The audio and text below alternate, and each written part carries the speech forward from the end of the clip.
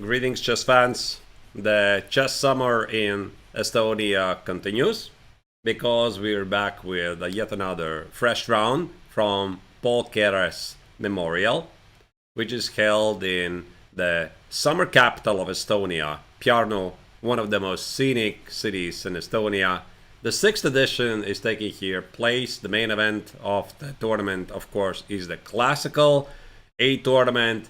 Right now, round 5 out of 9 rounds is being played, and we are about to follow the action live. Your host, as usual, I'm Grandmaster Neiksans, together with Women International Master Margaret Olde. And I suppose, Margaret, we are gonna see yet another exciting round full with interesting games. Yeah, I hope so. We've had our lunch. What else Yeah, to do? we Play did. chess, right? That we did. And a lot of coffee, I suppose. Right, so before we delve into the games, because the round has been ongoing for about 1 hour, let's revisit very quickly what the tournament is all about. The main event, of course, is the classic Open tournament. It's divided in 2 groups. There's Open A, there's Open B, and Margaret, as I understand it, it's a new thing, like 2 separate Open tournaments. Yeah, I think we've tried this for the last 2 or 3 years. We used to have one big tournament, but I think this way it's easier for players to maybe achieve some norms. You play with more stronger opponents already in the early rounds. So Yeah, that definitely makes sense, and we have a lot of norm hunters here.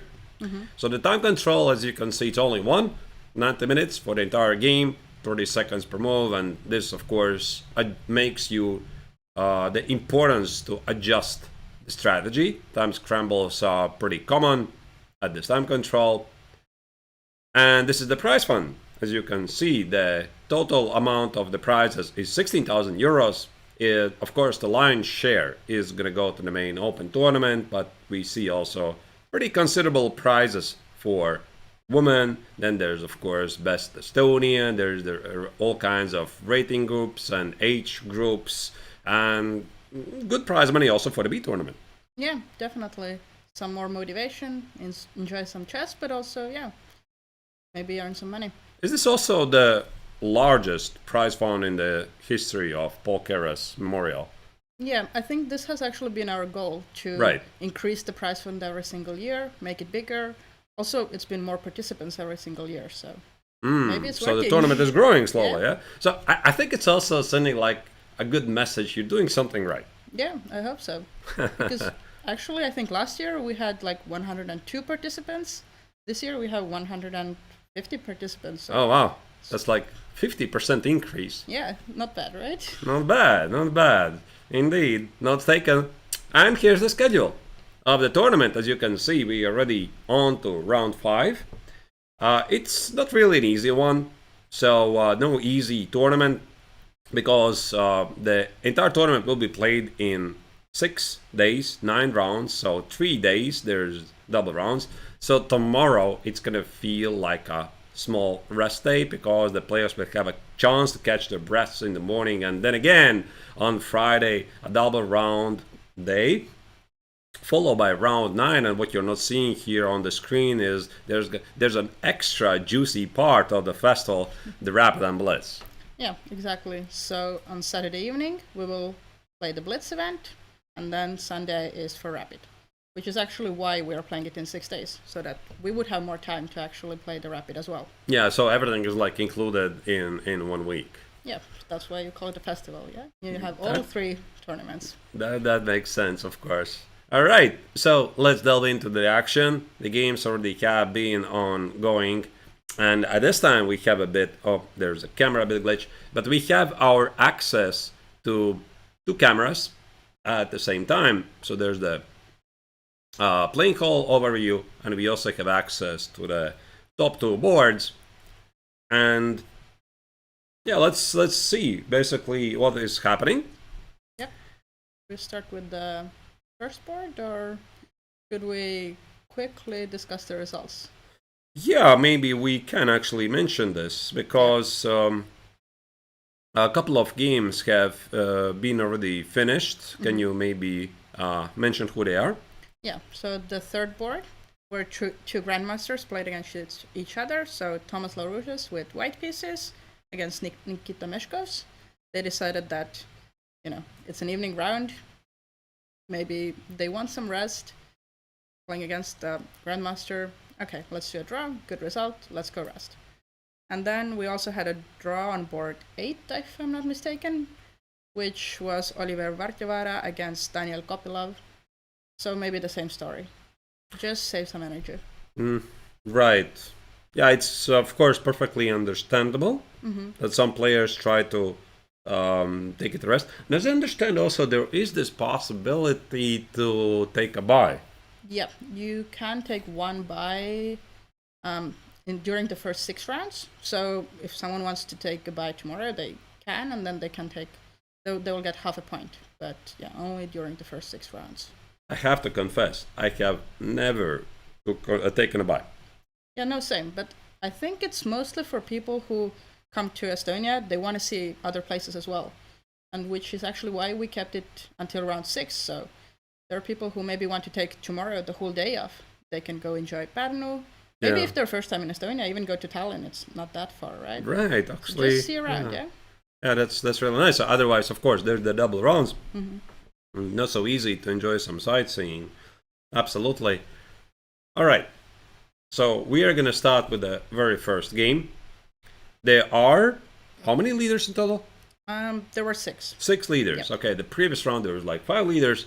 After 4 rounds, we don't have anybody with a perfect score because everybody has already lost points. So there's a pack of 6 players. We get 3.5 points out of 4. And this means the top 3 boards, essentially, they're the leaders. And one of them is already a draw, Thomas Larouches and Nikita Meshkov, as we already mentioned. And here's this game of Kazakowski against Fischer. So Fischer, the young player from Switzerland, he played the previous game. A nice defending draw against Nikita Meshkov. But it was a long game, right? A long game. Yeah. So the way I'm seeing Margaret here is that I think he's trying to be solid. Yeah, which also kind of makes sense. Yeah, you're playing against a very strong, I think the rating favorite, or like one of the very first rating players in the tournament. So yeah, you're playing with white, but it does make sense to try to be solid. Yeah, that it does. Because also I assume he could be one of the norm hunters. For sure. And it's like a pretty understandable strategy. You try to have a great start. He has done it. 3 points out of 3. He just made a draw against Grandmaster with black color. Now another top seeded player. So why don't you try to be solid and then maybe try to finish the tournament something like 7 out of 9. There you go. Yeah. That's a GM norm.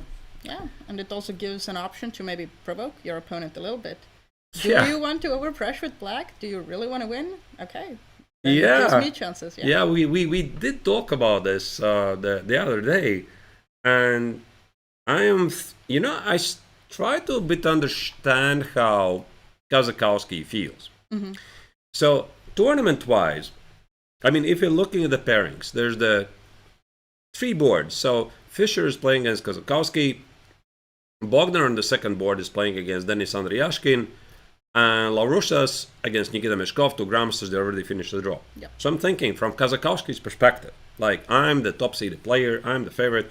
I'm playing against 200 points a lower rated opponent, who's obviously a very good player, but it's still an open tournament. And I'm thinking, okay, the next board next to me plays Sebastian Bogner. He plays against Denis Andreashkin, who's 400 points lower rated. Obviously, Denis is an underrated player, really good player. Can play well, Of course, he knows how to play. But I'm thinking, from Kazakowski's perspective, I think Bogner most likely is going to win, right? Yep. So he plays with white, he's a GM. So if I'm playing with black against Fischer and I finish in a draw, how does tomorrow's pairing look like to you? I would probably have to play against Bogner. Exactly. So you play with white with Bogner, who has draws. Yep. Right? So that's why I'm also thinking from Kazakowski's perspective, like he has this like solid position, but tomorrow is not going to be an easier day. So I think also for him, the motivation here is to play as long as he can.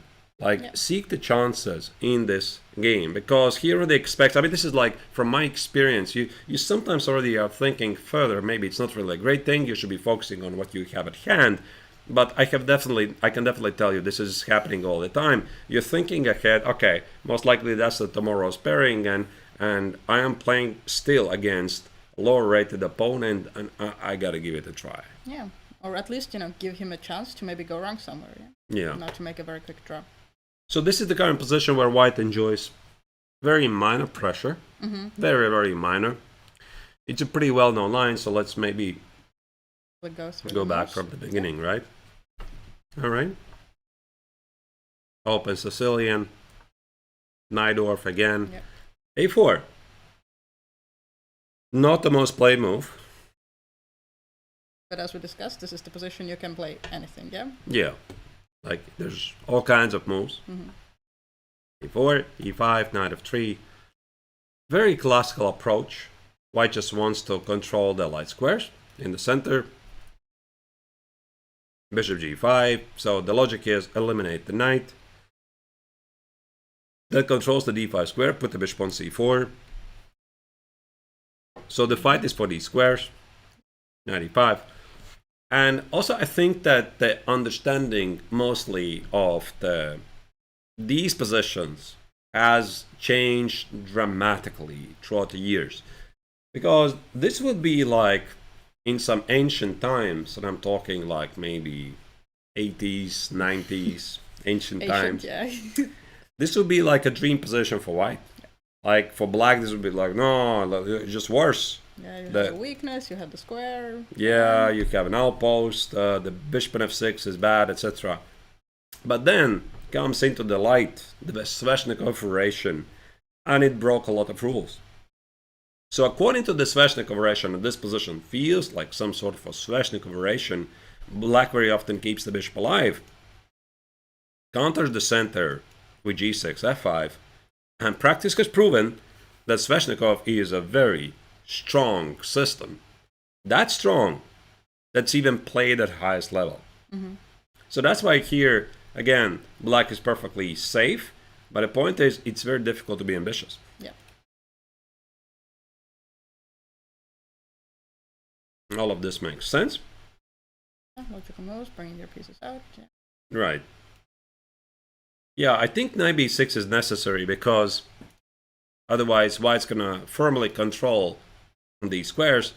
I mean, alternatively, maybe there's a room to remove the bishop and play f5. I'm not really sure. But knight b6, black forces things, immediately fights for the central squares. White took it. For example, here, I don't think that white is able to control the square. Like, takes, the square is gone, and after d5, black has a chance to take over the game. Fine. The bishop can become very strong in these open positions.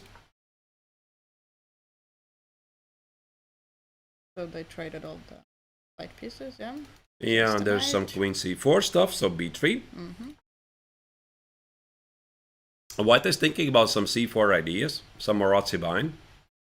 Castles. Rook c3.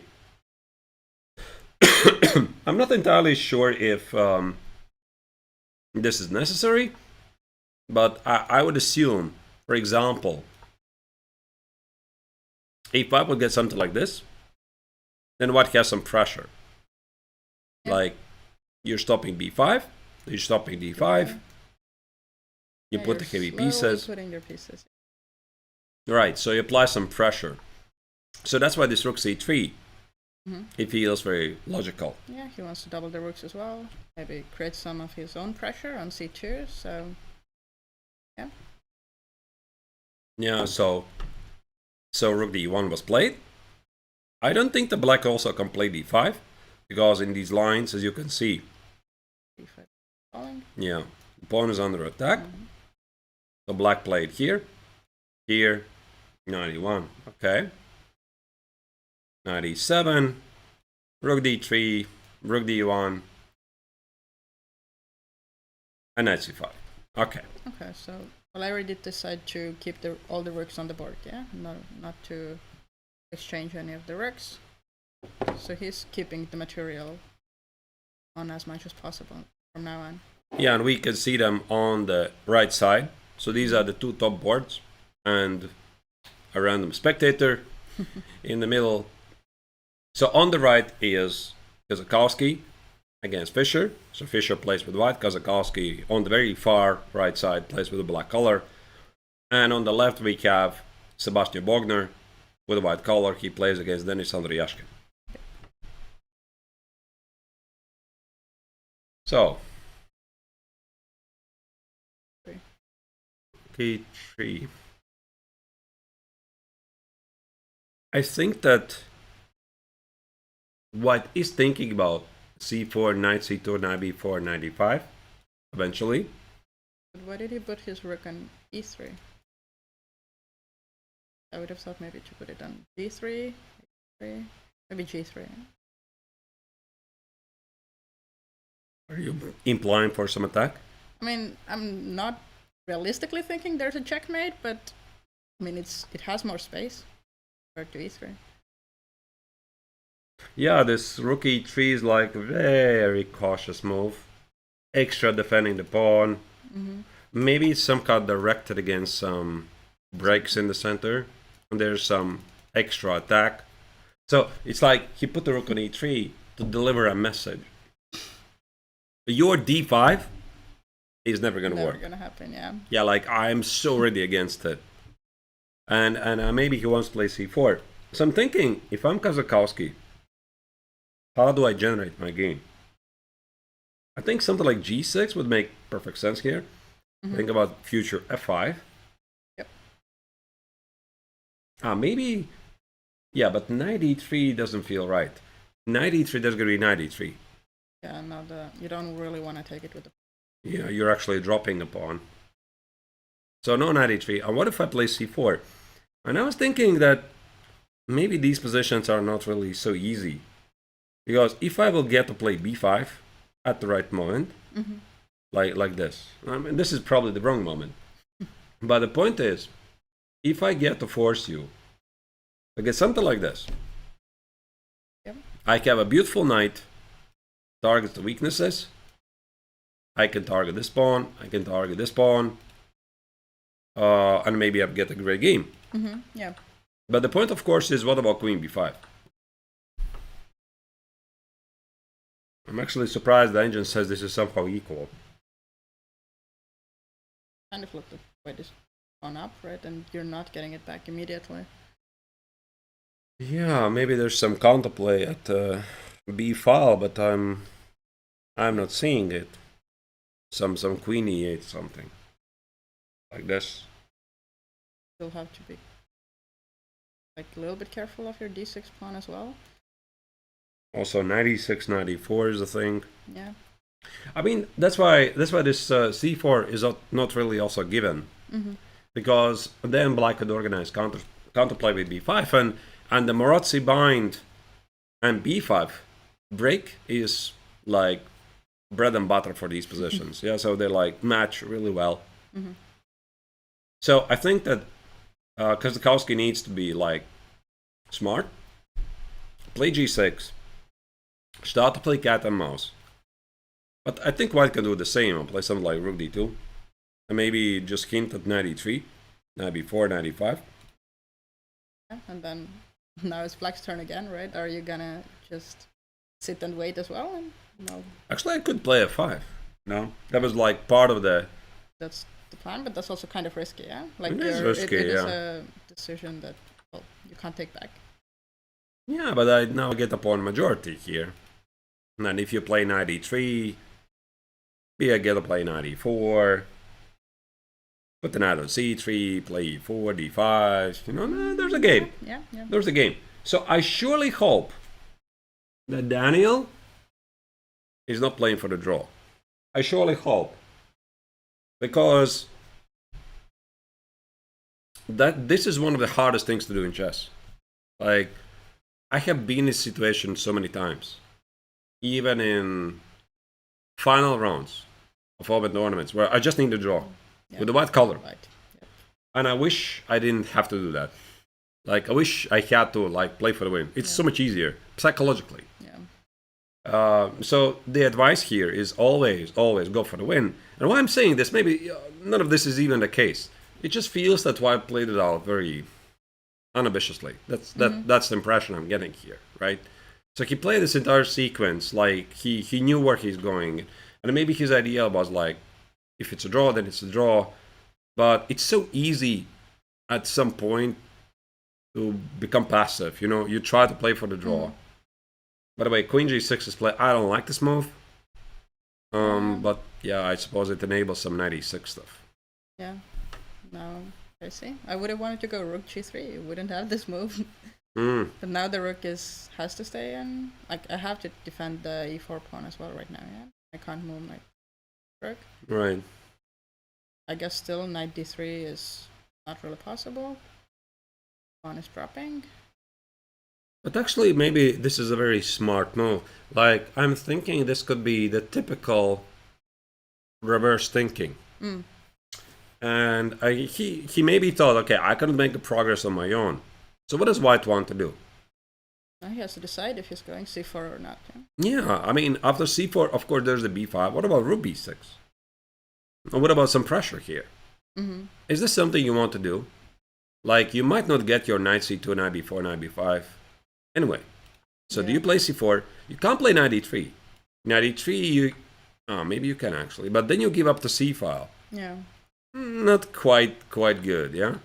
What else do you do? You could not move the rook. Move the queen where? Move the rook where? Like rook d2, and then what? Yeah. So I think the purpose of queen g6 is he wants white to play f3. He wants. Which kind of would be a move that you would play if you're like, okay, I don't want to play c4 right now, so let's make a move that attacks the e4 pawn. Let's go on from there, yeah? And I would not be surprised that this is like part of a typical GM trap, thinking in reverse.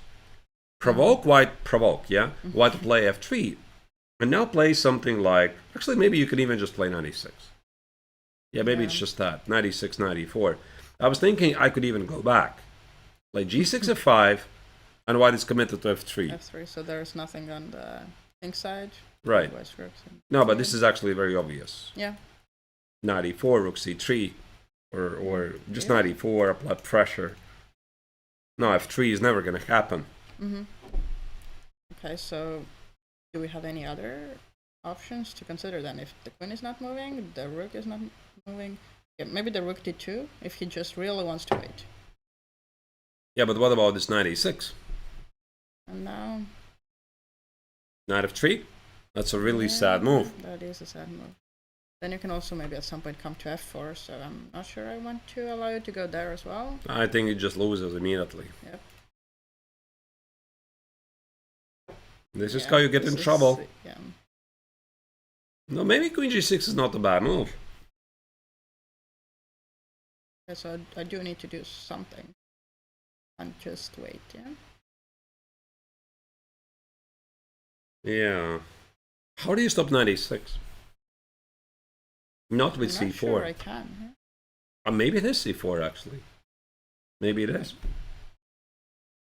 And after the point is after c4, knight e6, you go here. Now knight f4 is not doing anything really, so... Yeah, it's just queen f3. But again, I mean, you're looking at this line, and you're seeing b5. Yeah, no, it's not even like sacrificing a pawn. So. But there might be knight b4. I could have played rook c5, okay. I mean, yeah, and then the... I suppose white is better. Takes, a5. Strong knight. Yeah, no, the knight is going to stay there. Take it out. Yeah, but that's the problem. If you play c4, what about rook b6? I need to defend my pawn. Or... Yeah, I think I do need to protect it, but I also...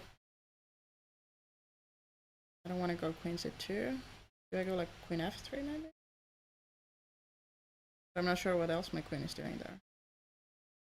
And now I might go here. Okay. Yeah, I'll do the same thing. Knight c2. I mean, white somehow feels on the defensive here. Yeah, I'm like reacting to your moves. Yeah. I mean, I'm quite puzzled to see the tension this even favors for white. Because maybe it's because of the weakness on d6. The weakness on d5 doesn't really matter.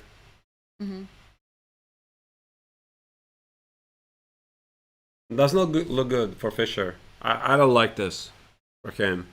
Do you think he's tried to play it too safe? And then not actually making it safe? Yeah, maybe.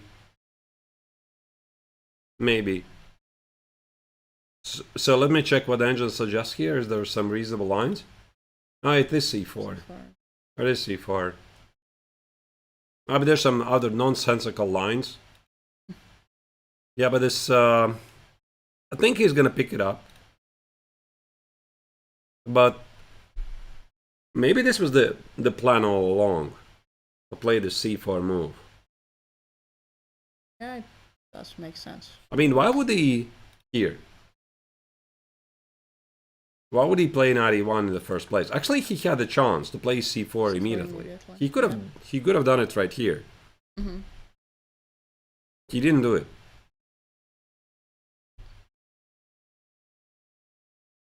Black put the rook on c3 to stop c4. Now c4 once again is there. Yeah, so he's not been sure about whether he actually wants to do it or not. Yeah. But it might be that he's calculating the same lines that we've been discussing here, and he just gets to the same conclusion that, okay, it looks unpleasant if you don't do it. So. Yeah, maybe. I think he is gonna play c4, and while he's thinking about his choices, let's move on. Let's move on. Because there's more action. Sebastian Bogner is playing against Denis Andreashkin. That's the game on the left. Denis is with the red shirt. Bogner is to the far left. And it's some sort of big debate of the King's Indian defense. So let's maybe scroll back a bit. Yeah.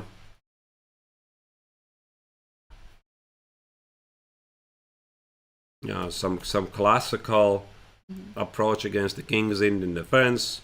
White gets the center. Black tries to undermine it. e5.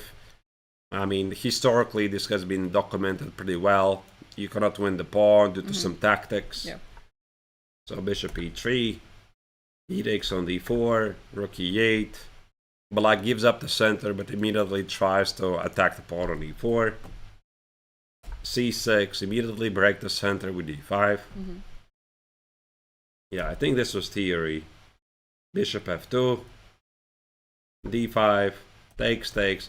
And also when I was following the game before the broadcast, I saw that Bogner was playing very quickly. Yeah. Like at some point he had 136. 136, yeah, like yeah. He was very fast, not wasting a single second. Yeah, which usually is very annoying when your opponent does that, yeah. 13 moves in a row, they just move. Yeah, but you know one thing, Margaret, that I have noticed?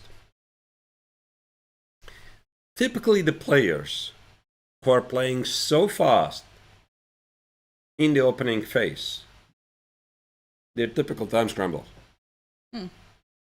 Okay. Very often. Like, I have noticed this. They're super fast. It's like a psychological way to counter the problems they might have in a time scramble. Just to get more time. It doesn't apply to anyone. Yeah. But I have somehow noticed, like, in most of the time when my opponent is, really playing fast, in the middle game he sits really hard, and then he always gets in a time scramble. Yeah. I think it kind of makes sense. Like, I've experienced it myself from both sides. It's, you have probably prepped it, right? Like, you know that this is the line, I'm supposed to do this, but then you've not been thinking during the whole game. So you get your position, this was in my file, okay, this is supposed to be good, or I'm fine here. And then you have to start actually thinking, what am I going to do? And you're kind of unfamiliar with all the nuances that probably your opponent, who has maybe spent already like 15, 20 minutes, maybe even half an hour, they've already thought about this. So it just takes some time to get used to maybe thinking is the easy way to say it. Yeah, it's tricky, but maybe this is not the case really. Anyway, maybe it's not really relevant, right? But speaking about the particular position, white invites black to take on c4. It seems like it's a symmetrical position, but white is a bit better position. Black is having worse development. Yeah. So that's why black played knight c6, and white plays c5. And this allows white to create a strong outpost on d4. So ultimately, white is thinking, in the long run, I have 3 pawns, you have 2 pawns, I'm gonna make a blockade on d4, the pawn on d5 is not going anywhere, and maybe in some scenarios, let me just cook up some random stuff, like this. Now, this will be one of those dream scenarios for white. Like something like this. Of course, all the move order really matters. I want to get the knight on d4, ideally trade the bishop for the knight, play the good knight against the bad bishop, use the pawn majority, and queenside. Yeah, that makes a lot of sense. As a bad bishop, so. And this also suggests that black has to do something about it. So one idea is counter your well-being of the knight on d4, or the second idea is be aggressive for the king side, and this is exactly what happened. Bishop e5, fighting for control of the dark squares. 3, knight g7, so the knight on h5 doesn't do anything. Rook d1, bishop e6, bishop b5, pinning the knight. And I think about here, Bogner was out of the book. So white has accomplished something. And according to an engine, white here has to... Oh, okay. Yeah, actually this rings a bell, this approach. Top choice of an engine. Yeah. It's not superhuman, yeah? You're thinking that it's a bad bishop, I have a really good knight. Yeah, but check the follow-up. Okay.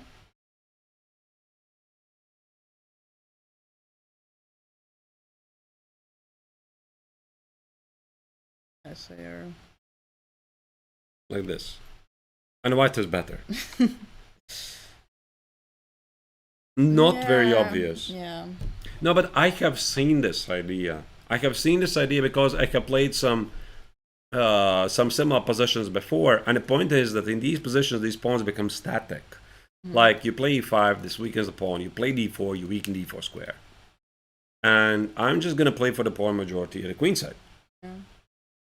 So knight x on e6, it really gives me the vibes of the famous game of Fischer against the Trojan, giving up the good knight against the bad bishop, which even though historically it was proven that Fischer was wrong, but I mean at the time it was pretty famous move. But the bishop takes on c6 is more like a classical move. I think I have played some games myself in some similar pawn structures. So it's all about controlling the d4 square, but engine doesn't approve it. b4, king g2, knight f5, rook c1, and g5. So black tries to make some sort of a kingside attack work, yeah? Right. Which also makes sense, given that white doesn't have the light squared bishop anymore. Yeah, so this is a very interesting moment. I don't know what happened, where exactly Bogner's prep ended. If this was really the case and it ended here, that's a very unfortunate moment. Yep. Because it's like, if you know this maneuver, you're all good. but it's very difficult to find it because it's like a beautiful knight against the bad bishop. You never ever do that. You always secure the d4 square.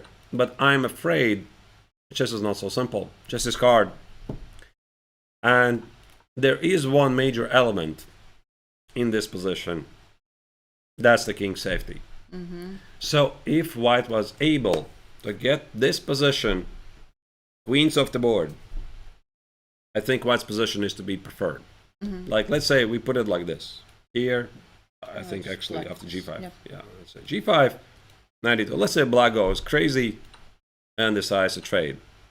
And trade. Absolutely everything, yeah. And trade. And they still have the bad bishop. You have the good knight. That's the dream for white. Yeah, that's a nightmare for black.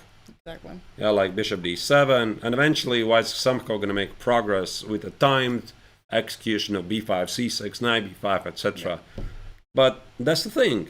Black is never going to trade the queens.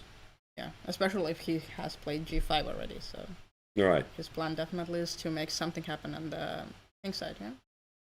So can I liquidate the game somehow if I take it with bishop d4? There's going to be queen f5. Queen, yes. If I'm going to go here, like I'm strictly just trying to carry out the plan. Yeah. What about the check?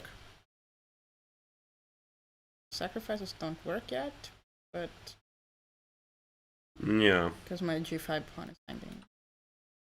And there's even a mate, yeah. But I think also h6 on g3 also was just fine. Okay, maybe not the check. So bishop d4. Yep. I might even go something like this, or maybe another idea. Play f6. Okay, yeah, that makes. Like if you want to take it, I'm gonna take with the pawn. Yeah, I have some center. Play h6, put the bishop on g6. Yeah, that's a different bishop. Yeah. Now this is a bad knight. That's a good bishop. Exactly. It's amazing how things could change. In 2 moves. Yeah. In 2 moves. That's a bad knight, good bishop. Like here, that's a good knight, that's a bad bishop. The same pieces. Yeah, chess is hard. Chess is hard. Yeah, but how exactly then? Okay, maybe there's no need to rush. You could start with something like 92 and then take on a 5. So let's say black goes aggressive. I take it, you take with a queen. I go here. Okay, let's try the same thing. I like the f6 move. f6, yeah. Yeah, me too. I also like it. And then some king g7, h4. It does look really unpleasant for white to play. Like I would really want my light square bishop back as well. Can I beg the queens off the board? I'll decline. I'll go. Yeah, but that's the thing. Maybe black can even allow it. Like maybe black just plays some positional move. You did get it, but you still cannot get the knight on d4. Yeah, and my bishop is good again. So the best you can do is put the knight on d4 at the right moment. Yep. So it's like it's a clash of styles. Oh, we got a move. Oh, b5. He tries to make something concrete. b5. I mean, I guess the idea obviously makes sense, and he tries to like drag black's attention as well to the queen side. Then doesn't have time to do anything with the checkmating ideas, but. Yeah, but now the position dramatically changes. Yeah. Like, I'm not sure I would have done that because the way I see it in those dream scenarios, I have the good knight, you have the bad bishop, and you have a weakness on c6. Like, this is a weakness. So I understand the games. Like, you create a passed pawn, but you also trade off the weakness. Yeah. You also activate the rook on c8. So by no means this is an easy move. But maybe Bogner felt that, okay, like black is developing pretty scary looking initiative at a king's side, and I gotta do something about it. Yeah, he was probably calculating the same lines, right? Because now he has spent quite a lot of time, so. Like this, yeah. Yeah, and maybe it forces black's hand a bit. Like, maybe white's ideas remain more or less the same. For example, same bishop d4, same bishop e4, 5, and same knight e4. Yeah. I mean, okay, there was a fork. There was a fork, but just the idea. you know, I'm very big on showing the ideas. Yep. Yeah. I'm really terrible at executing them in the correct move order. Like something like this, and then you play c6. Yep. Yeah, maybe b5 is not a bad idea. Yeah, so if we're thinking now from the black's perspective, I think I need to deal with the issue on the queen's side. I don't have time to continue my attack, at least for this move, so... Do I need to take? Or do I have any other option? Yeah, it's very good question. You know, I'm thinking from black's perspective. Naturally, I want to go for a king set attack. Yeah. So, how do I do it? Is knight c6 a problem? Probably is, yeah? Yeah, it looks... Okay. So I take on b5. I mean, the alternative is to take on d4 as well. And I think the knight is more important than the bishop. So I could take with the bishop, take simply queen g6.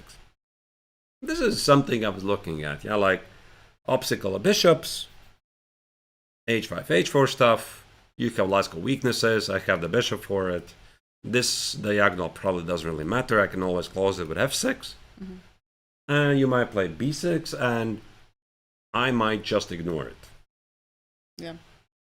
You take on a7, I play h4. One is not going to queen, so Yeah. checkmating attack might be more relevant. I mean, this is definitely something to consider. Like, sorry, I think it was bishop d4 and queen g6. Yeah. Obstacle of bishops in the attack feel like an extra piece. Second idea is to take it. Yeah, but what do you do with the pawn on a7? Do you play a6? It's such a move. I don't know even the right word. Okay, if I play a6, then what are you doing? Are you taking f5 and then putting your knight to d4? Yeah, that was the idea. Okay, I'll take with the queen again. Do the check, but I think it... Yeah, now I have to protect my g5. There is no checkmate anymore, so... Maybe this is also good. I don't know. I somehow don't buy that black has this terrific attack. Maybe the queen h3 actually is disconnected from the game. Yeah. So visually, I think I would be more inclined to play bishop d4. Yeah. Bishop d4, queen g6. Maybe white still takes on c6. I could ignore the pawn. Like, I could play h5. White will play knight b5. Or maybe knight a7. I would play h4. Or maybe, wait, h4. Why h4, g4? Weaken the light squares. And then we have this. Yeah. Yeah. Yeah. I'm finding trouble for black, yeah. Yeah. But I'm also thinking that, yeah, when we were analyzing it, it does make sense. But it might be that because it was the g7 bishop, right? So it's just psychologically maybe hard to give away the bishop. That is correct. If you're a weaker opponent playing against the grandmaster, you're thinking, yeah, I'm not supposed to give my Fianchetto bishop away. Okay, can I just take many times on d4? I don't want to, but it makes sense to check. Yep. Just everything there is. What is this? Knight. Okay, the a7 pawn is... So there's a fork and there's an a7 pawn, so... Rook g7, yeah? Basically the only move. Oh, but this looks terrible. Yeah. Like, even this position, I'm gonna get the knight on d4. Like this. And this. Yeah, you just see all the weaknesses. Unless there's something very concrete. Yeah, I'm missing some concrete moves. Okay, like this then. Put the knight on d4. c6. No, it's just terrible. No, I can't trade so many times. I think that Bogner has found a very strong idea. Like, I initially couldn't understand it, but it's very concrete. It's a very concrete idea. I like it. Yep. Definitely shows that he knows these positions better than I do. All right. And that's why Andreashkin is thinking. So I think this is, of course, a critical position. Yep. You want to spend some time. While Andreashkin is thinking about his life choices, we're going to move on. Board number 4, because board number 3 already is finished in a draw. Yep. However, playing against Savita.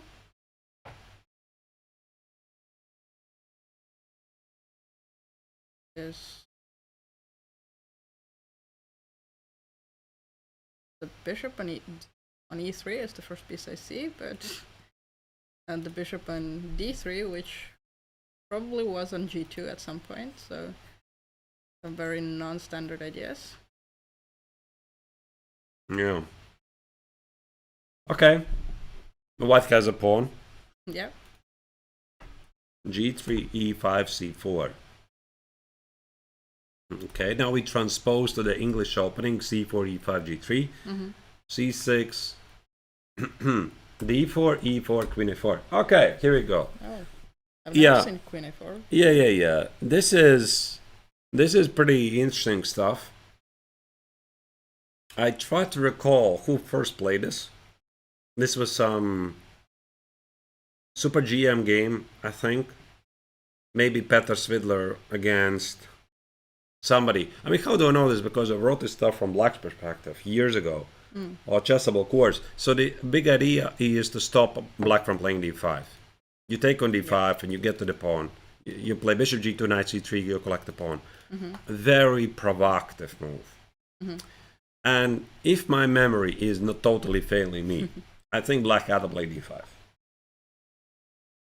and bishop d7. And there was some very big theory here. Like, I basically invented it because there was like no files, no games. And it was basically holding on the concept that if white takes on c6, you play knight c6, white plays at some point e3, and you just play like nothing happened and you dominate the light squares. Yeah, like knight f6, bishop d6, maybe h5, h4, and vice versa. Yeah, this is definitely something you like have to know to go for. Yeah, I mean, if you don't know you're this, not like, figuring this out. There's no chance you're going to pick it up. And the second move was queen b3, and there were some crazy lines. I really don't remember them. Like, I think it was something like c takes on d5. Queen b7 was risky. This also was risky for some reason. Knight f6, and I think this position actually would somehow transpose to those positions. So maybe it was queen b7 and whatever. But this is what I remember. I remember d5, bishop d7, nothing after that. But it didn't happen. Yep. Black played here. I guess if you don't know, then you trust that, okay, I can't go d5. Knight a6. What's the idea? c7 and playing still. Yeah, but I don't get it. Why not bishop g2? Ah, bishop b4. Kill the knight. Okay. Yeah. So a3. Stop the bishop b4. Here. Black just gave up the pawn. Okay. Do you think this was her idea, or just got to a point where she was like, okay, I can't really protect it? Because already here, it's. I think it's safe to say she was completely caught off guard. Like, if there's no follow-up after this, okay, now she decided to sacrifice the pawn. Yeah. And go for some activity. Interesting move. Why not the obvious move, knight f3? Is there something wrong with this? I'll go d5. Maybe this is what he didn't like. Okay. Yeah, and you cannot easily castle. Yeah.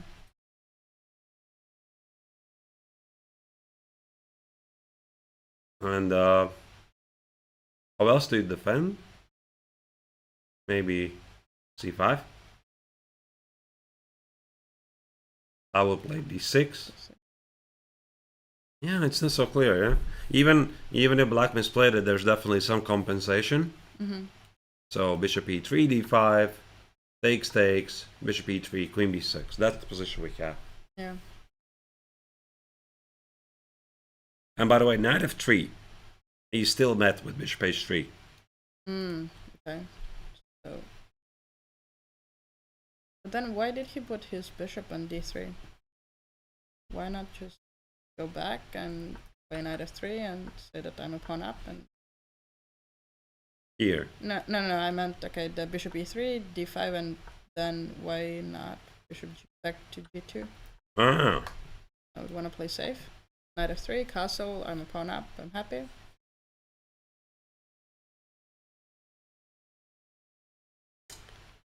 What can I say to you? I don't know. Maybe Kanan thought that the bishop on d3 stands better. Okay, so he's looking at the king side as well. Yeah, and then and controls the queen side as well. I see nothing wrong. Yeah, it's like, it's a move. Maybe. I think I would play automatically bishop back to g2. But yeah, obviously he had an idea, but... Yeah, maybe he just didn't like what happens here. But in the worst case, you can... Ah, wait, knight f3, queen b2, that's a couple of pawns. Yeah, you're probably the e2 as well. Yeah. That's not so easy. 2 pawns, 1 pawn, sure. 2 pawns, Yeah. You would have to, like, see.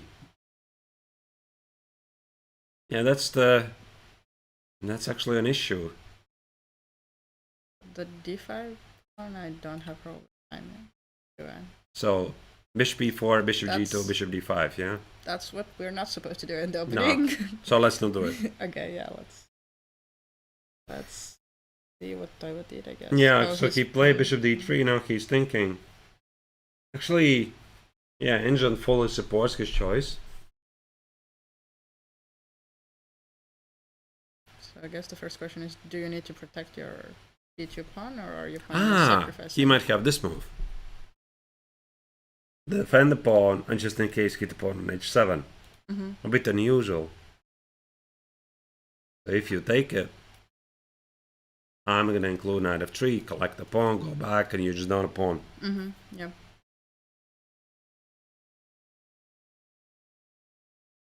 But, I mean, black, of course, can reject it. 6. Yeah, but g6... Yeah, I suppose g6. I was thinking some h4, h5, it's probably a bit too much. Knight f3, bishop h3.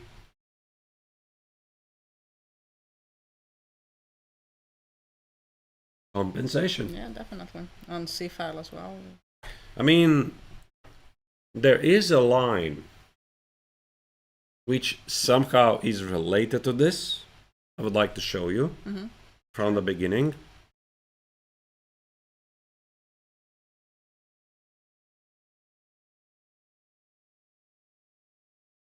Oh, sorry.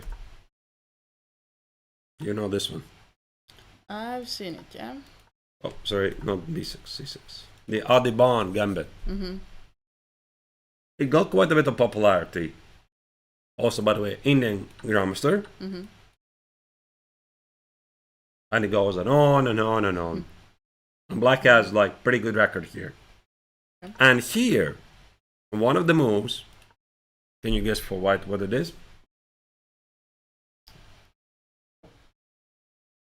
One of the main moves. Queen a4? Yeah. Yeah. Same idea. Stopping d5.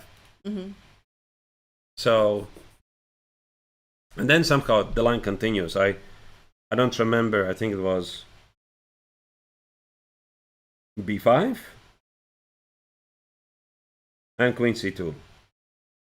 I could be showing total nonsense. Yeah, maybe I'm showing nonsense. Like, what was the line? Let me check it. Sorry. I think it was. Maybe it was like this.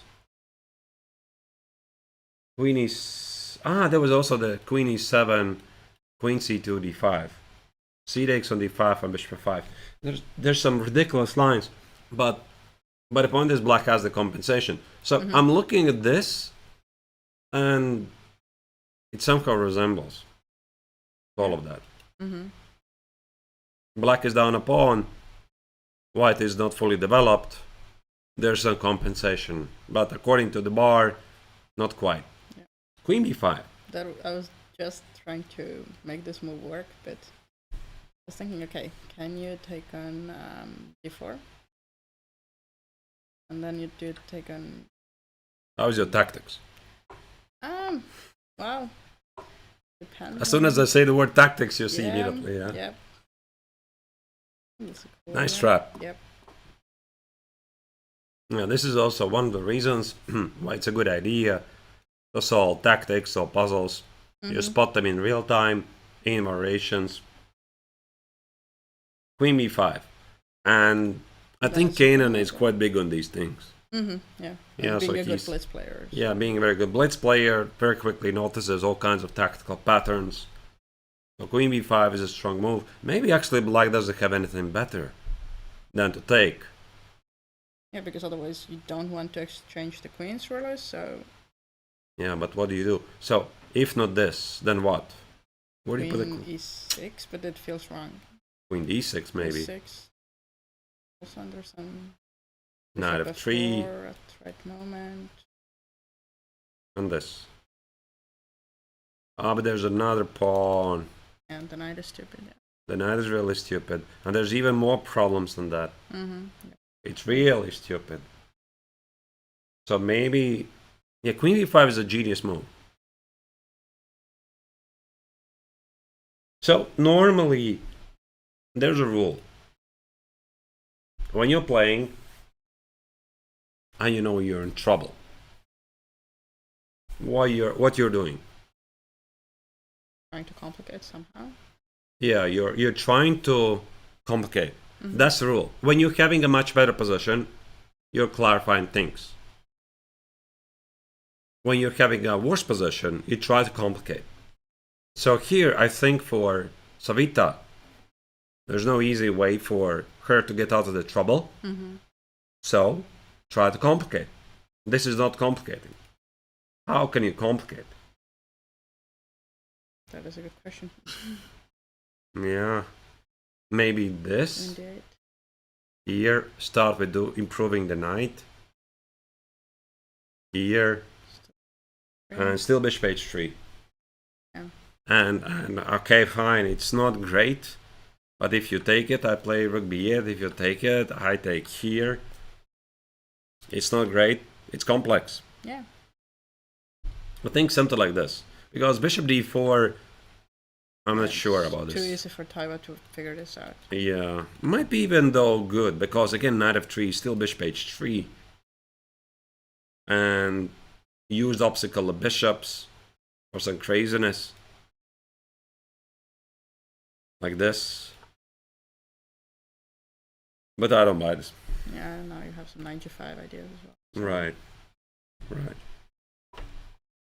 Romatini in the chat is asking, I sound slightly under the weather. I am losing the voice a bit. Yeah, I can hear a little bit, yeah. I have the darker tone. Yeah, yeah. It's like every single year. Like last year, I also was doing some commentary in August. I lost the voice. Yep. It's the same again. Yeah, August. Yeah. Summer is a tricky time. Yeah, it's a tricky time. We'll survive. I'll survive. I'll survive. Yeah, I was slightly under the weather, like a couple of days. But today I'm feeling better, much better. But I'm losing the voice. Okay. So tomorrow there's two choices, yeah? Either no voice. Really good or no voice at all. Yeah, we'll see. We'll see. I'll communicate with science in the worst case. All right. Do we move on? Yeah, let's check one more game. Yep. Where is it? So board number 5 or? Yeah. Yep. Computer really likes white's position. Okay. Michael Copilov with the black color against Hagen Pidge. The Grams are from Germany. So Pidge already showed in this tournament he can prepare really well. Yeah. Like his game against Rainis Pikens, he played at Trompovsky specifically against his opponent. Yeah. Also, he had a wonderful position in the previous round. Could have been a victory. He misplayed things, but he was very close. Mm-hmm. And here he has a commanding lead after the opening. Yeah, so okay. The material is equal, the pawns are equal, but black probably has some concrete problems because I'm trying to understand why it's so bad.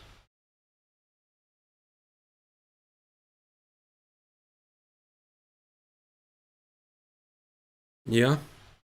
Maybe because white completely dominated the queen side. Yeah. I am not entirely sure. I'm also seeing the king is a bit weak. Yeah, that's why I'm thinking. I do have counterplay, so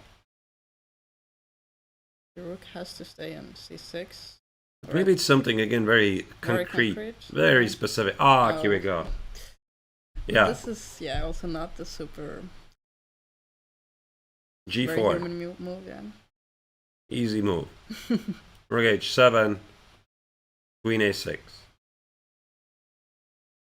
Easy move. And white just dominates the position. At the queen side. I mean, okay, if you get to this position, you understand that, yeah, right. That's a weak pawn. Yeah, Rook exactly, is bad. Activate the king. The pawn on g4 doesn't matter. Yeah. And black probably cannot avoid a queen trade. There's back rank issues. Big back rank issues. Like takes. And you're looking for some g5, I don't know. Most likely. Almost, yeah, but there's a mate or something. Yeah, queen a3. Easy way. Just take the queen. Just win the queen. So that's why the last couple of moves black made a mistake. This was the position. Okay, it was equal. It was fine, yeah. Right. And bishop f6 and rook h5. So it's very interesting here. Engine says rook h5 is the move here. The idea is correct. So the idea is correct. You include one move, and now the idea is bad. Yeah. Where's the difference actually? I'm curious. So if I go here, rook fc1. I mean, now you're not going to play bishop f6. Right? No, this is just silly engine. Actually, now the engine understands that white is still better. I mean, rook f5 maybe. Yeah. So bishop f6 simply was a bad move. Yeah, it's just discard. You make active moves. Yeah, and g4 is on the board. Played. Yep. Yeah, Pidge is in a good shape. Yeah. Sure. On the move. G4 is a risky move, but I think it's gonna come as part of a package. Yeah, and it's connected with forced queen trade, then probably it's easier to find it, and also easier to play. Right. And then now rook h5 seems kind of like, why did I go there just to go back? Right. Actually, I'm seeing my live board is a bit messed up. Okay. We're gonna fix it. We're gonna fix it in a moment. All right. So we're gonna make our very first break. I'm gonna attempt to fix my voice. And the viewers, hope you're enjoying the coverage. We are still live broadcasting from Pärnu, Estonia, following the events of the 6th Paul Keres Memorial in the summer capital city of Estonia. Really great weather here. The Baltic Beach is very close. So we'll be taking a very, very short break and see you after several minutes. Stay tuned.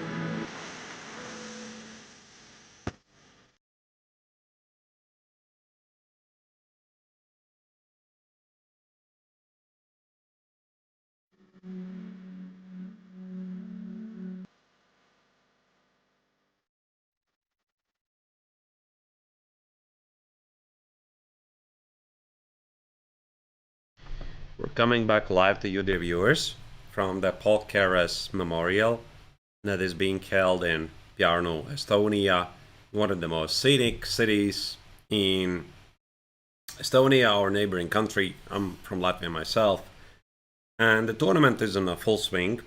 Right now, this is round 5 out of 9, and the entire week in Pärnu is full with chess activities.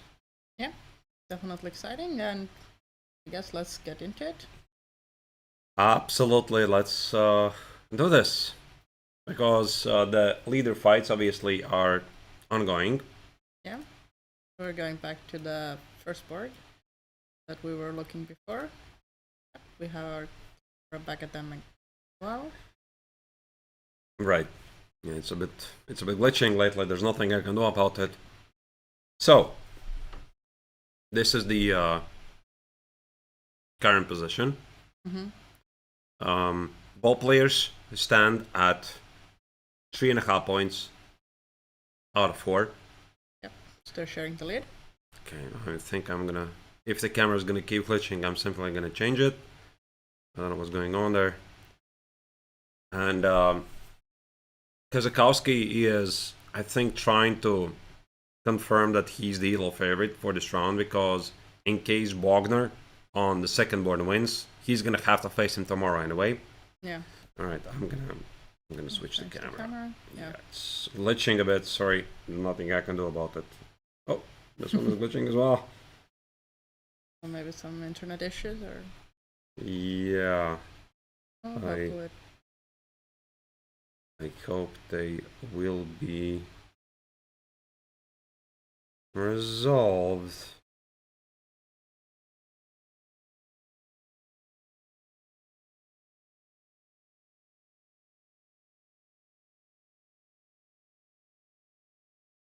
I just move it here for the moment. Yeah. All right. We're going to fix the cameras. And let's focus on what we have at hand here. So we see the pawn on c4, right? We see black's knight on d4. So the ideas that we were discussing earlier.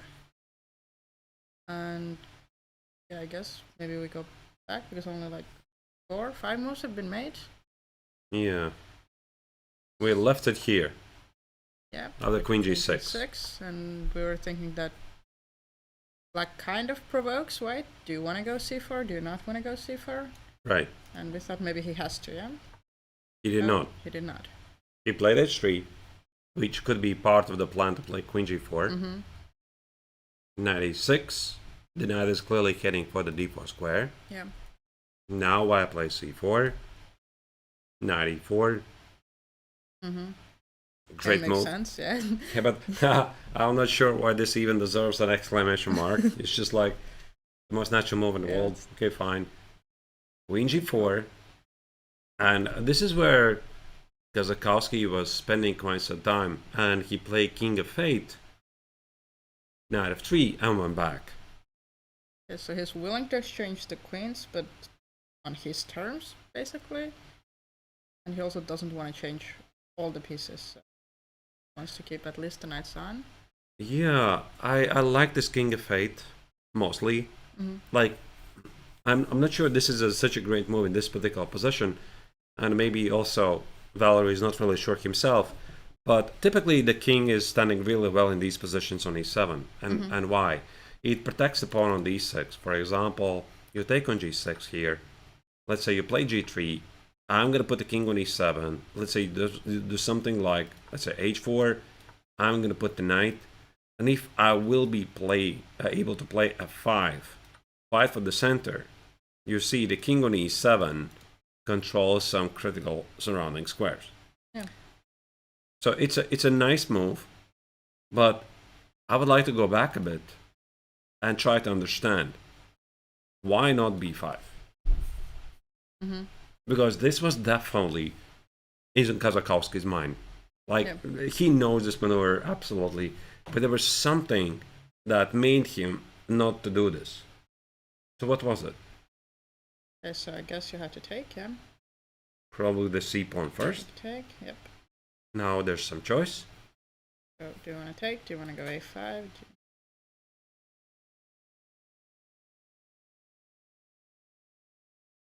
And maybe... If I just try to simplify absolutely everything. Trade queens. Trade queens, I'll go rook d3, I will... You still get your king to d7 and... Yeah. And f5. Yep, and I don't think my b pawn is anywhere close to getting dangerous, so... It's not really good on b5. Knight c3 might be a thing, target the pawn. Very annoying knight. Yeah, no, this looks annoying and It's unpleasant. a bit puzzling. Like, I would have thought that b5 is the move. Here, actually, Engine says... I just checked what Engine says. Engine says you have to take it. And now play king of fate. Now you're not playing f5 anymore. Yeah, but ideas, so. no, I think you never want to take on g4 yourself. Yeah. Like, I'm so sorry, Stockfish. Like, I disagree. I think that you want to allow white to take on g6, not yourself to take on g4. Yeah. Like, engines have these different understandings, and I think that the feeling here is that Kazakowski's taking over the game. Yeah. He's been doing that right after the opening, and that's what I said. Like, I had a feeling that Fischer played it a bit too simple, like too straightforward. Yeah. Yeah, and Kazakowski, you can't do it like this. And Kazakowski immediately felt blood. Like there's a chance. And maybe in some other situation when the tomorrow's round would have been easier, perhaps he would consider it. Like, or maybe this would have been the first game of the day, and then he has the evening game with the white collar. Maybe things will be different. Now, no, he's gonna continue here. And rook d3, I'm not sure. I think king e7 here makes perfect sense. Knight c5 looks pretty logical. So white is quite a bit passive here. Is he just... Okay, I think also the queen g4, in a way, white is definitely... Or like he was kind of playing for a draw, right? He would not mind exchanging all the pieces. Yeah, let's do a handshake. I'm a bit puzzled that he did not find a way to deal with this knight jump. Like, I think that you playing from the white's perspective, you don't want to let the knight in. Yeah. Yeah, it's like very natural. So why not c4? Since he did play it later, and after knight a6, now you deal with this. Yeah. If you really want to make your queen g4 work, you can go h3 the next move. Yeah. So I think what happened is that he was not ready to play c4 here. He played h3, and after knight e6, he changed the mind. But you kind of have to, yeah. Otherwise, you're losing the pawn. Yeah, but it just literally makes no sense. Like why would you allow to get the knight on b4 so that then you drive it out? Yeah, maybe, but I mean, it's not like white has done anything wrong. Yeah. At the same time, just thinking that my pieces are not completely terrible. I'm just gonna stand and then see what happens. Okay, let's see if the camera has improved a bit. I would really like to show you what's going in a playing venue.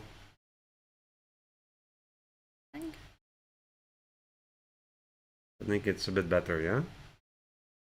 Yeah, it's for now better. We can keep it like this, yeah? Yeah, and I'm also gonna attempt to show the top boards.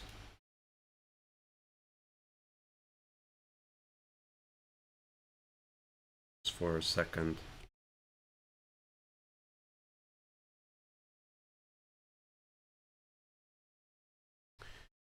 Maybe working, yeah. All right, yeah, technique. You never know. All right, seems to be working. All right, so this is the position. Fight of the leaders. Yeah. 3.5 points out of 4. But we have one more leader fight, and that's Sebastian Bogner playing against Denis Andreashkin. Definitely lost when we left it. We were thinking that Sebastian had some interesting and very concrete ideas. I see that Denis did not want to give away his dark squared bishop, which I kind of had a feeling, yeah, I do want to keep it. Yeah. There's some changes actually.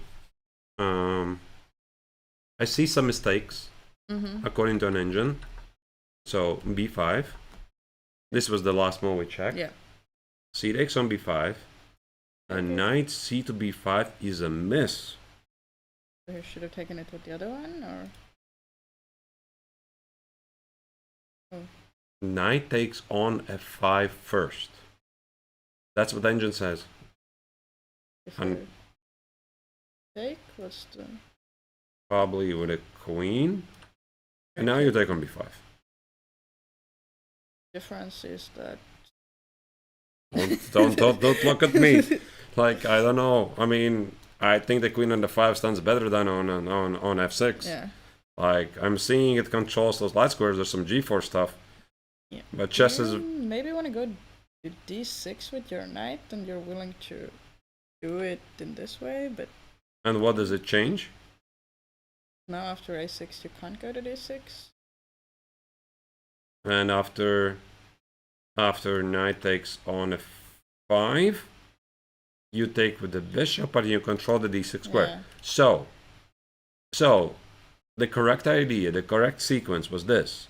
Because now you cannot take with the bishop because I'm gonna take this pawn. Oh yeah, okay. Easy. Yeah. Easy. Like this is really nice, and it's one of those moments where you get to see that the move order The devil is in the details very often. And I think that Sebastian, we don't really know how quickly he played us, but I think here he was anticipating b5, knight b5, and why should I even look at something else? So it's so easy to walk past this nuance. Yeah. And a6, and now he decided to take on e6. Wait, it's just wrong. Wait, why is he doing this? You definitely didn't want to do it to go back with your knight to c3. This is just wrong. He took on e6 and went back. This is like literally the worst possible square. Like, I thought you want to play like knight e4. So normally when I'm seeing something like this, this means he changed his mind. Yeah. Like, this was not part of the plan. There was something happened here. So maybe he didn't like knight x and f5. Yeah, you take with it. Take with the bishop. Yep. And if I play knight e6, what's so terrible about this? I'll take it. This. And okay. Yeah, this looks scary. Attack. Yeah. If you get it wrong, you will be checkmated with the light squares. Yeah. Yeah, like this, bishop e4 stuff, queen f3 stuff, even bishop g4. But even this, I just don't like Computer it. says it's triple serious, but okay. Computer doesn't have feelings. Exactly. So he changed his mind. He took on e6. Did he not expect f takes on e6? No, but why not knight e4? Yeah. And maybe I take with the bishop and I'll go e5 and sure if I'm. And he didn't like this. And d4. I thought e4 actually makes more sense. The pawn is hanging. It's a check. Yep. I didn't see that. Maybe this was the plan. And he realized, I don't like this. Yeah, because now the bishop seems a bit stupid. Yeah. Otherwise, this entire sequence just literally makes no sense. Like in this position, he went for knight b5 with the idea to fight for these squares. After c6, he included knight x on e6 just to go back.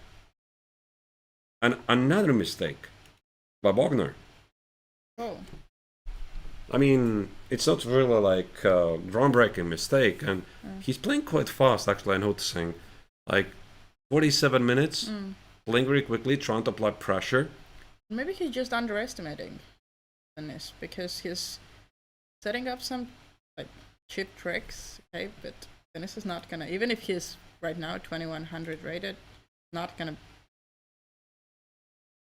collapse himself without any fight. Yeah, I don't know. I mean, of course, I can't deny you're playing with white. Yeah. You're playing against much low rated opponent. 400 low rated opponent. You think you are definitely you're somehow gonna win the game. Like this is always in your mind. You can't really deny you have these thoughts. On the other hand, he's a professional. Like, he's an experienced grandmaster. He knows this all too well. He knows these kids, they're so good. These youngsters, they play really so well. So it's not like I don't think he'd like outright not really expecting that black can play so well. It could be also tiredness. Yeah. Like, it's a combination of factors. Yeah. Also, you see the body language of Sebastian. He's like, grab the head. It's like, I don't know, it's like, to me, typically sign of tiredness. Yeah, you're holding the head with one hand. Could be some reasons that we're not aware of.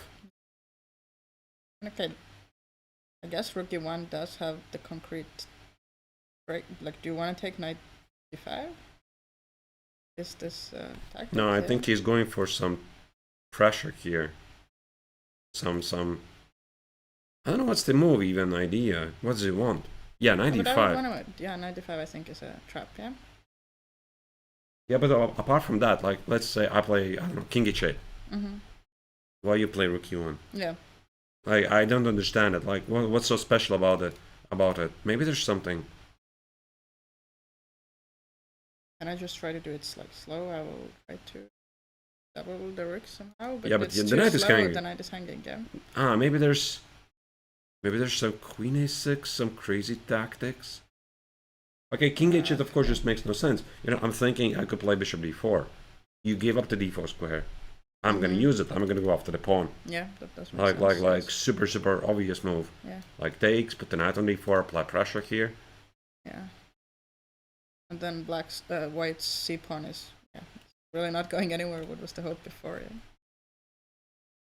I think that this could be one of those moments where you feel like you're losing the grip of the game. Like we go back a bit. Mm-hmm. So second game of the day, he got this position pretty sharp. Yep. He plays b5. Something happens. He underestimates this position. Yep. He decides not to play knight f5, knight e6, either based on the calculations or the feelings. He goes back. He's clearly already unhappy. Mm-hmm. I mean, I would see this as a sign of unhappiness. Like, I don't believe you go here on purpose. Yeah, for sure. Like the idea where he went b5, this was definitely not the position he wanted to end up with. End up back where you started. Exactly. And now black has solidified the center. So it's not like this position was his goal. Now he's changing the mind. He plays queen d3, rook e1, going for some cheapos. Mm-hmm. And then you notice you're missing bishop d4 as well. So this is a very fragile state normally. Yeah. And yeah, I've been in this situation more than once, definitely, too many times. And there's one thing that Denis has been thinking quite a bit. So he has 20 minutes, right? Which probably Sebastian has been trying to apply some pressure on the clock, playing fast, but I mean, 20 minutes is not time trouble yet, so. Yeah, but you gotta increase your speed, and normally my recommendation to my students would be is that before the game or before even the tournament, you devise yourself the so-called yellow and red lines. So the yellow line would be when you start to play a bit faster, mm-hmm. and the red line when you're playing much faster. Yeah. So in 90-minute game with 30 seconds per move, I would say the yellow line for me, it could be 20 minutes. Mm-hmm. Yeah, like that's the moment when I'm playing rapid, and the red line it would be 3. Yeah, approximately. It really depends on the player. I would never play an increment, and I would never. I would never enter complicated positions with very little time on the clock. At least I try to avoid. So rook f7 was just played, applying some pressure. Yeah. Also, kind of like, or I mean, it is protecting against a little cheaper. It's a normal move. Like, I'm not really sure why Denis here decided not to play bishop d4, go after the pawn. Mm-hmm. Like, I would have thought that it makes sense to figure out what happens with his pawn. Yep. But also rook f7 is like very human move. Like, he's so ready to start a kingside attack. Yeah. And now white has to be careful because I do want to move my pieces away, and f3 is gonna be hanging. Yeah. Remove the bishop in case you have to. Yeah. h5, g4, h4. Considering he has only 20 minutes on the clock, perfectly understandable plan. Yeah. Yeah, maybe it's even better than bishop d4. I like it. It's a good practical choice. Mm-hmm. Yeah, so, but what can white do? Like. Now you can't block the d4 square. Yeah, exactly. I mean, c6 goes nowhere. Knight e5 no longer works because this diagonal is covered. Exactly. They need to move, but rook b1, rook b6 doesn't work. The knight is hanging. Exactly. So I suppose knight e2. But then, how many moves have you made with this knight? A little bit too many, yeah. What to do? I mean, the knight is at least closer to the defense. Yeah. But first, you have to also expect what happens with this pawn. Mm-hmm. Like, what about, let's say, knight e2? What about black's gonna jump in the knight? Yeah. Somewhere. The sacrifices don't work, I assume, but. What about this? How do you defend the pawn? It's just an idea. Yeah, like I'm obviously aware what the engine says. Yeah. But this might be a problem. This might be a problem. Want to go knight u1? So. Or more concrete, what about h5? I think h5 is like a you want to make. Maybe c6. The pawn goes nowhere. Yeah, I will continue my attack. Yep. h4. g4. Can I go h3? h3. I was I'm thinking not more sure, like yeah. knight e7, knight g6, knight Okay, f4. maybe that's yeah. Oh, it's so unpleasant. Like, I mean, it's not the position you want to get as a grandmaster against the No. 2100. So no. Now I think there's two scenarios. Scenario number one. Bogner is gonna play very quickly. Like, he's gonna pretend everything is good. Yep. Try to play on the clock and hope the opponent is gonna misplay things, but he definitely doesn't feel very happy about what he's doing. yeah, Scenario number two. He's gonna burn a lot of time right now because he might feel this is danger. yeah, Like, okay, what did I do? I'm just what I'm doing here. I mean, yeah, you can see like he grabbed the head. I think he's gonna go for the scenario number two. so he's So- gonna try to actually figure it Yeah. out. Yeah, This is the position 43. I would not be surprised he's gonna spend here like 15-20 minutes on this position. I mean, his only advantage he has is the time. yeah, But there's a chance his position can collapse very quickly. So I think I want to spend some time here. Do you think there also might be the chance that at some point he's really not feeling comfortable? He will just try to offer a draw and bail out, or do you think he's still I don't know him as a optimistic player. about this? Yeah, this is a pretty common strategy. Yeah, And I think this is used by grandmasters against lower-rated opponents when they feel they're in real trouble. Is this the position? I don't think so. Like, I would say your position is unpleasant. Like, you still feel you can figure it out. yeah. Like you're trying to convince yourself I can still figure it out. The guy's like 2100. Yeah, so You why- really don't want to offer the draw. No, and this is an open tournament. I'm playing Yeah. with white. So imagine this. I play today with white. And this is always in your head. So I'm playing today with white. And tomorrow, let's say I'm going to face Meshkov with the black color. Yeah. Is this what I want? Yes, I would rather want to win this Of one. course. Yeah, exactly. Of course. Yeah, this is always, there's so many things in your mind. And we'll see. I would say that he goes for the scenario number two. And he burns a lot of time. Let's move on. Yep. Toivo Kanan against Savita. That's the board number 4. We have to check it. Yeah, I think Ooh. one of the variations we were discussing happened because Savita took the pawn on d4, Toivo took the pawn on h7. Yeah. So still has a great position. Somebody told Toivo to finish development here. You need your pieces, yeah. Nah, he doesn't need them. Oh, there was a double exclamation. I mean, okay, it was bishop we h7, saw this. so, Yeah, we saw this. the whole plan. How is this a double exclamation? I mean, it's a tactic, yeah. Chess.com. This is like a standard tactic. This is not a double exclam move. Okay, whatever. Queen d3. Good move, yeah. Oh, bishop f5, by the way. Oh, Look at this. that's cool. Oh, Yeah. that's a really cool move. So the point is queen takes on f5. You're still underdeveloped, but you have some Yeah. weaknesses here. Mhm. We did not see this move. Yeah. Yeah, she kind of wins a tempo, yeah. Engine That's says this is a a good mistake, and what was the correct move? Trading the queens and suffering. Okay. Yeah, okay, but human doesn't want to do that, so... Humans don't do that. G4. The Toivo is not gonna castle, I think that's... Or... This is also, I think, a precaution move against bishop h3. Oh, wait a second, I don't understand You it. can't go bishop h3 You can't now. do it. Why not knight f3? Maybe there's some problems with the... Bishop e4? Yeah, but bishop e4 is knight g5. Ah, yeah, you have to check, yeah. Maybe here. And the point is you can't really castle because there's a pawn. Okay, yeah. So, but why g4? I think he's going very He aggressive. just wants to checkmate. Actually, you know this. That is smart. Like, I'm not sure it's good, but it's smart. Like, he's gonna use the rook on h1. Yep. h4, h5, h6 because he senses the king is weak.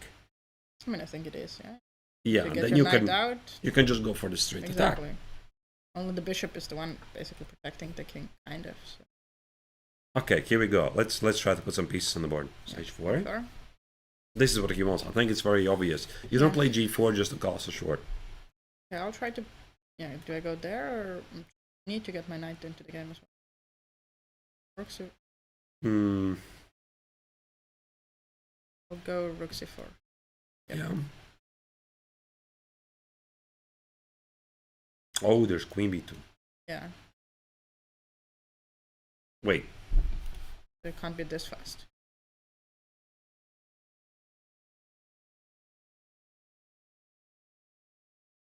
Okay, maybe now knight f3. So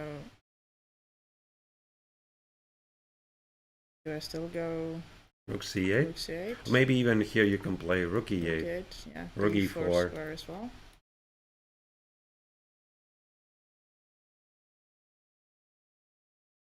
Ah, maybe he wants to get the knight on d4. Like this. Put the knight on d4. So why g4 here? So what was the reason? Why not knight f3? And then play queen e2 and knight e4.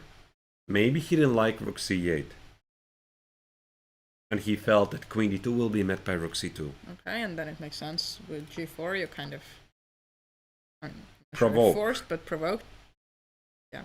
Yeah, Like I'm not sure why it does provoke the bishop on c2. Why the bishop could go also here. But anyway, Kanan was pretty happy with this. So the bishop on c2 does take away the rook c8 and rook c2. Yep. And hence the question, why is he not continuing with the knight f3? Oh, that's why. He has some more concrete ideas, but what this is a4? Yeah, you're playing on one side, then you're playing on the other side. I mean, okay, he wants to force the queen trade, or I'm officially confused. Like, why would you? feels like giving away the b first. Wait, what?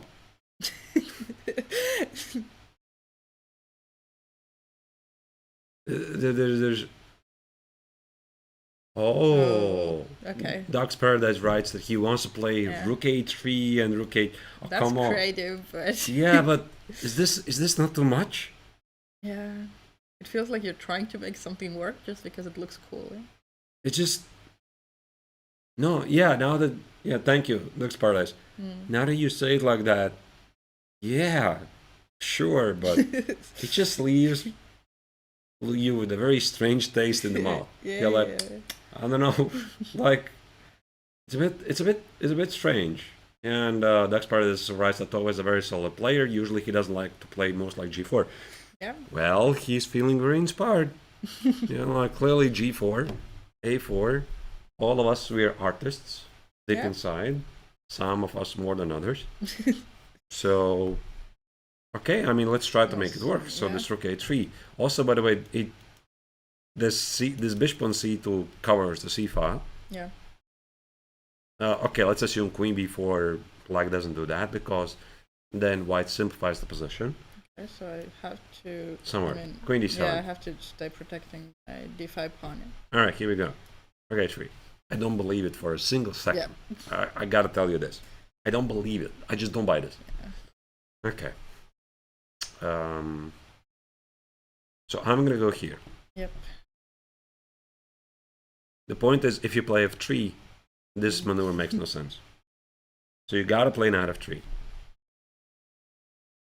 Taking it? Yeah, I could. I mean, I don't want to, but I could. I could play f5. Yeah, I see the bar doesn't like my ideas. No, it's just, let me tell you why I don't like it. So, you have this position. White has an extra pawn. White has a very nice control to dark squares. Normally, what you're supposed to do, Simplify. Simplify. Clarify. You already have, I think, a large advantage. Yep. Right? So that's the logic. So I'm thinking, I already got what I needed. I have the large advantage. So why would I, in a great position, do funny stuff? I don't want to do funny stuff because, again, chess professionals, I mean, maybe I'm just too much talking about chess professionals, like any player. Like, I think you want mostly to get things done, get the victory. Yep. I have a large advantage. That's all I need. Now I need to find a convert it. So what's the way to convert it? Finish development, bring the king to the safety, get to knight on d4. So I would understand that g4 is like a great genius idea because it comes with some h4, h5, h6, whatever. Yeah, like it looks really nice. But the thing is, chess is annoyingly concrete game. And maybe because of black's counterplay with rook c8, rook e8, rook e4, rook c4, it just doesn't work. And now like this is feeling a bit too much. Like with rook a3 and rook h3, remove the bishop. Is this not too much? Because again, I'm thinking if I'm playing with black, I'm the one in trouble. And I'm seeing this. What do you think I feel? Yeah, I'm like, okay, I might have chances, right? Great. Yeah. I'm great. Like I think this is what I want. So that's like on a serious note, like from professional's perspective, I think it's just not right. But then again, that's the best part of chess. I mean, chess can be played in so many ways, and chess is art. And Kanan is just feeling an artist in himself, and with his g4, a4, and rook a3, we'll see. But like I already said, I don't buy this. Yeah. But if it ends with the rook being on h3, there being a checkmate, we'll all be like, oh, great idea, amazing. Yeah, then we're going to say, clap, exactly. clap. Well done, Toivo. We knew this. We believed in you. We'll see. Anyway, of course, 5 points out of 5 for imagination. For the practical use, not so much. Yeah. Queen c4. All right. So black attempts to trade the queens. Engine says it's a mistake. And what was the correct move? Let me see. Yeah, Queen d7 makes sense, right? You kind of keep the.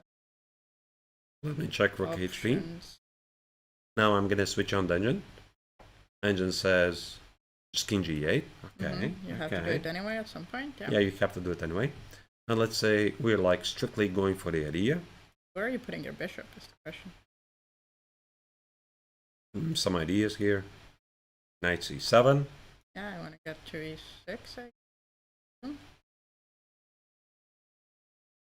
It's just not gonna work. I think the issue is also that you don't really have the checkmate there, yeah? You have the h8 square, but h7 is taken. There's no mate. Yeah. And then what is the piece on g1, what are you h1? doing here? Yep. And if this doesn't happen, why play a4? Yep. Anyway, doesn't matter. Queen c4 is on the board. This is a miss. And the game continues. Yep. All right, let's move on. Let's move on to the game Pidge against Copilov. Michael. Yep. This was war number 5. Position where he did play g4, right? And White was having quite a big advantage, according to the engine at least. He still does. Yeah, and it looks even better because black's counterplay. Yeah, you can't have so much counterplay with the rook on a8. Yeah, but wait, but there's no queen trade. He didn't simplify. No, he did not. I would have thought there was queen a6 here. Yeah, this was the first plan, right? He played g5. Which is still great. When even now, he can go. He can. a6. But now there's going to be bishop b6. Wait, but maybe this is what he didn't like. Takes, and some bishop d8. And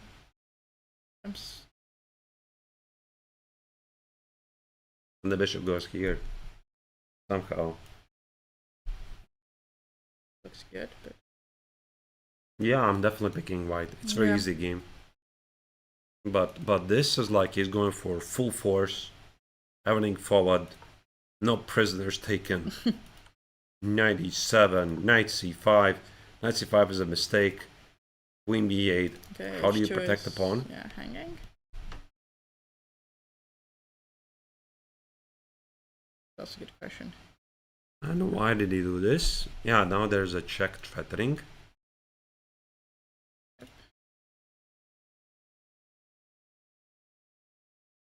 This, by the way, knight c5 is still good, according to an engine. But white had a winning position after g6. Okay, and the tactics This don't work because... I'm not sure, actually. Wow. Oh my goodness. That's cool. Wow. You know, I'm not gonna even say anything. So the viewers, if you want to have your moment of shining, white to play and win.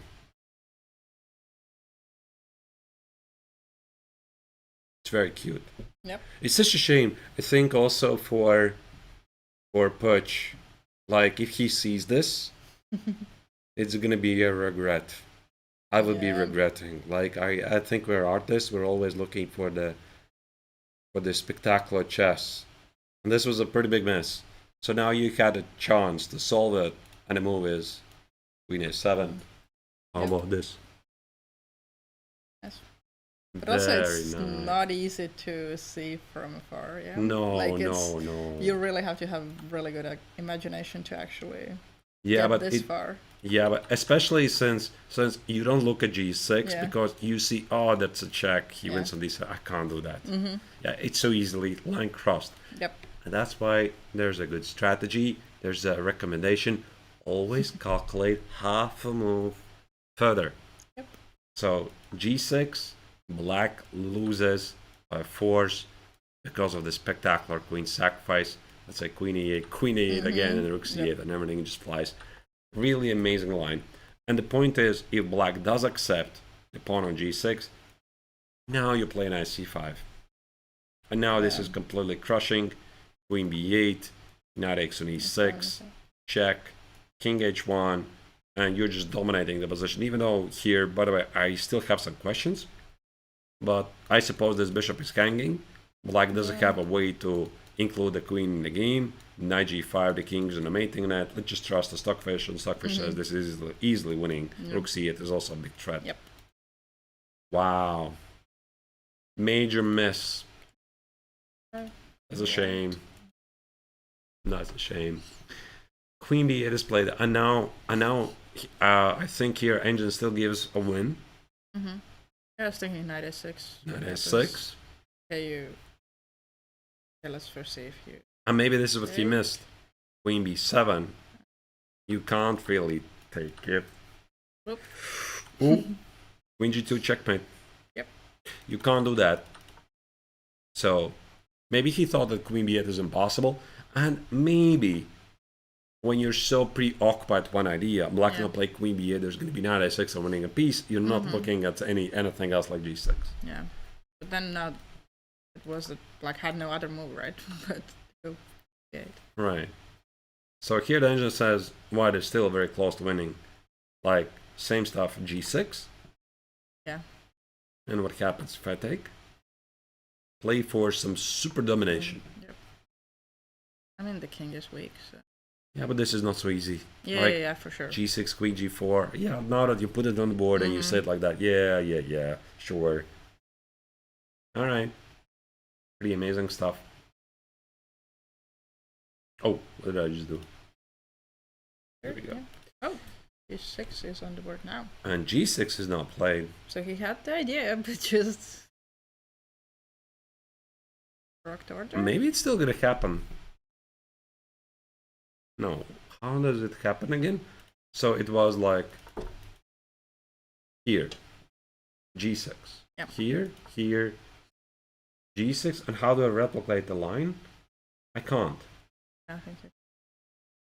I can't replicate the line. The beautiful line was here. g6, takes, queen d7, queen a7. I can't replicate it here. Now the knight is on c5. Yeah, this is something else. Okay, so why is it not good then? Because it does still look good. A6. Yeah, it looks okay actually. Maybe. Yeah, still same Queen G4 ideas. Yeah. Actually, from a human's perspective, I think Pidge is doing everything logical. He just missed some better moves, but it's not like he has made a serious mistake or something. Let me again consult with the beast. Queen E8. Only move, not to lose on the spot. Wait.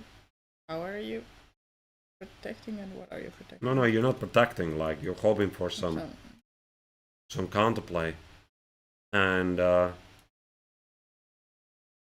let's say Queen G4, F5. Oh, they did something else. Bishop H2, King H1. Yeah, and they just took a pawn, but yeah, now this should be winning. Like takes Queen G4, so Pidge will be rewarded with probably a victory in this game, but he's gonna be angry.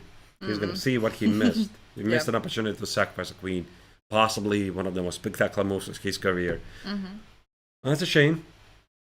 All right, let's see what else is happening here. We go back or do we go? Yeah, I think it's a good idea. Yeah, let's go. It's a good idea to see how Fischer is playing against Kazakowski. The queens are gone. Queens are gone, and he did take on gone G4. On G4. Yep. He did take on G4. Alrighty. And White is still trying to just stand, I assume. Yeah. Everything is protected. The B3 pawn is not gonna get captured with every single piece protecting it. So what were the moves? We missed these moves. B3. Kind of threatening B5. White says bring it on. Black went back. White's like, repeat. Do you want to draw? Okay, no. So we know Valeri doesn't want to draw. But actually this Queen G4, this is also what Stockfish likes in these positions, but this also means that the 5 is never going to happen. So you need to find a new plan with Black. Yeah. How to try to get through. Why not B5 again? I would have thought this was very logical. B5 takes here. So there's some pressure.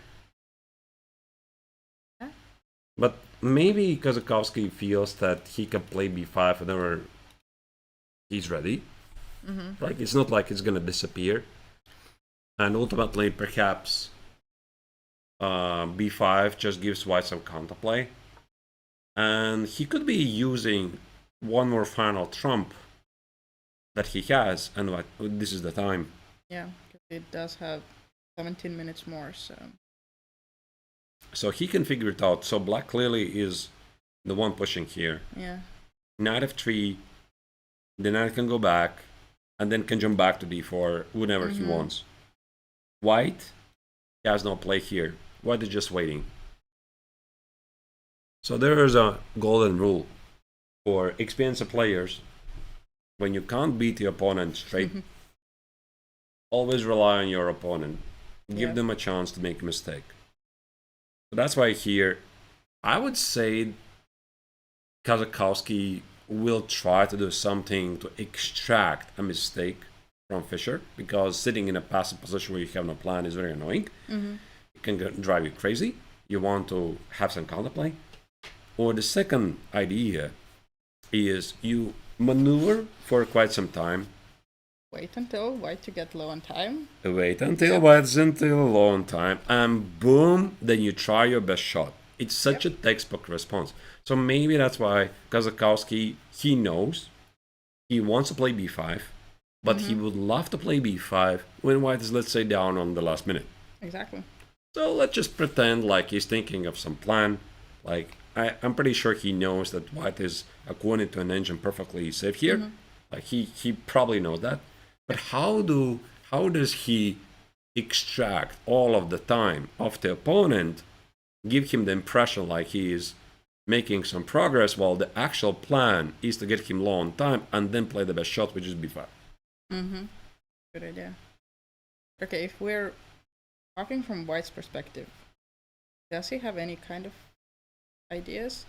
Because, okay, with pawn pushes, I'm seeing 2 opportunities, and okay, it's very possible that this is what you want me to do. So I can go f4. For the other idea, I can try to make b4, b5 work and just say that I'm sitting and I'm protecting and... You're talking about active ideas for White? Yeah. I think there are none. Yeah, exactly. So, but you don't want to just sit? No, it's like, yeah, you don't want to sit. But that's why I'm thinking, how do you play here with black? Like, you probably make some waiting move and give you a chance to make something active, yeah? Like you said, f4. Exactly, yeah, f4. Yeah, like, maybe f4 is not even a bad move. Like, let's say I play h6. Yep. I just protect the weakness on h7. But I want to play in a pace that my opponent doesn't suspect that I'm dragging him to the time scramble. Because also for White, this is pretty important to understand. f6, it's pretty similar. Same.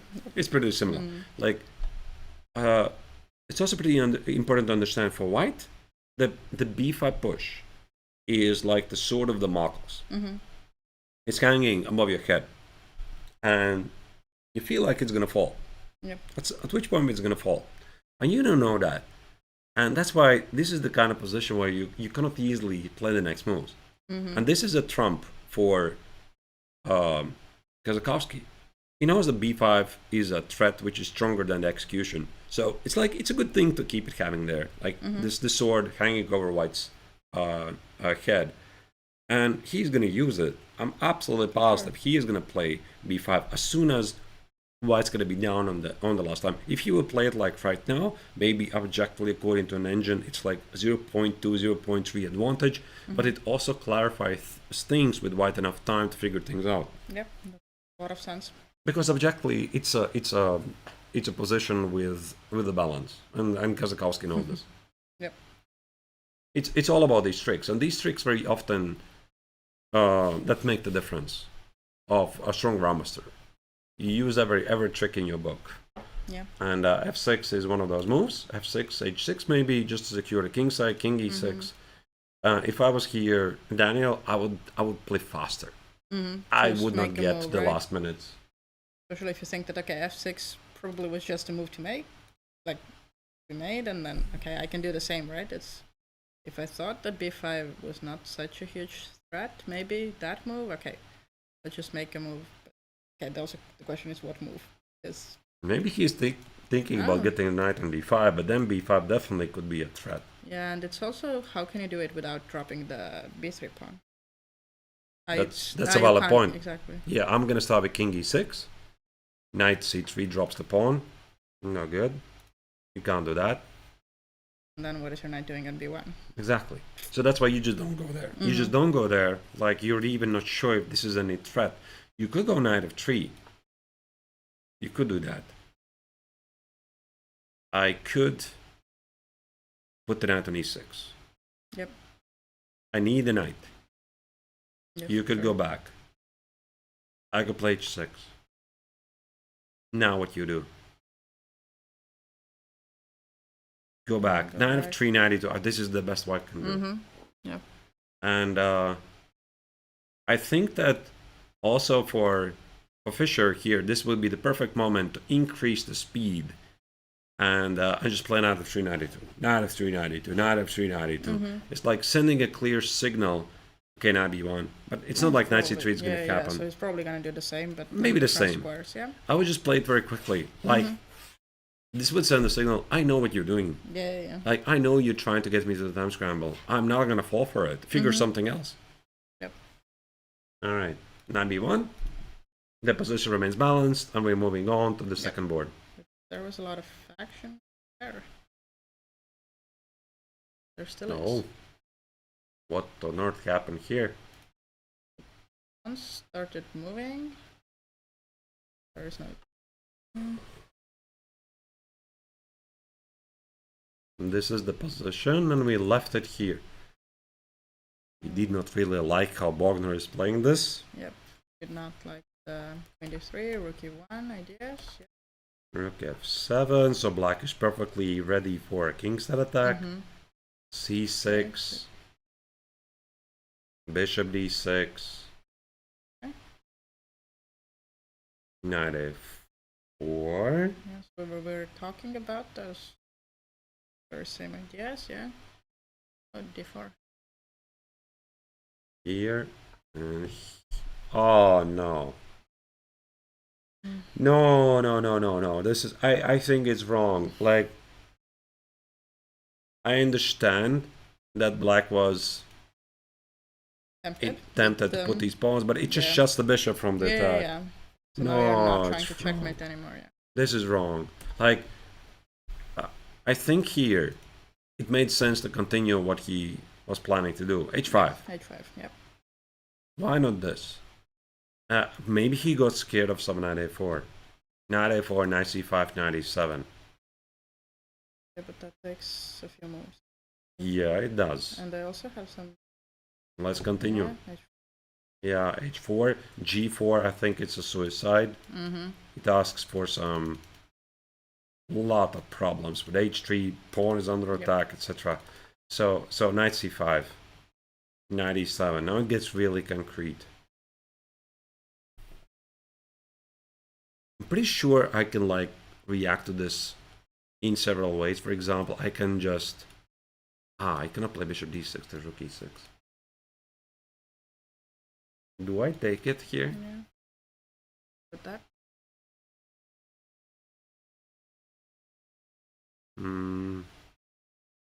I was hoping there's going to be some g4. Good ideas to play some knight h4 stuff. That's cool, but okay. Yeah, Right. but I'll go f4 maybe. or yeah, knight e7. And knight e7 is taken f3.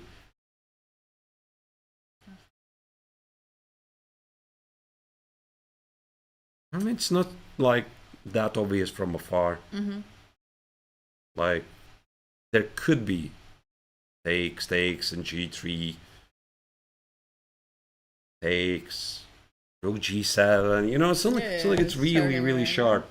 Like, it's very easy to suggest the ideas, but yeah, I mean, Andreashkin missed it. This is not correct. Yeah, d4, e5, shutting the bishop out of the game, and knight b6. The knight is getting to d7, getting these weaknesses.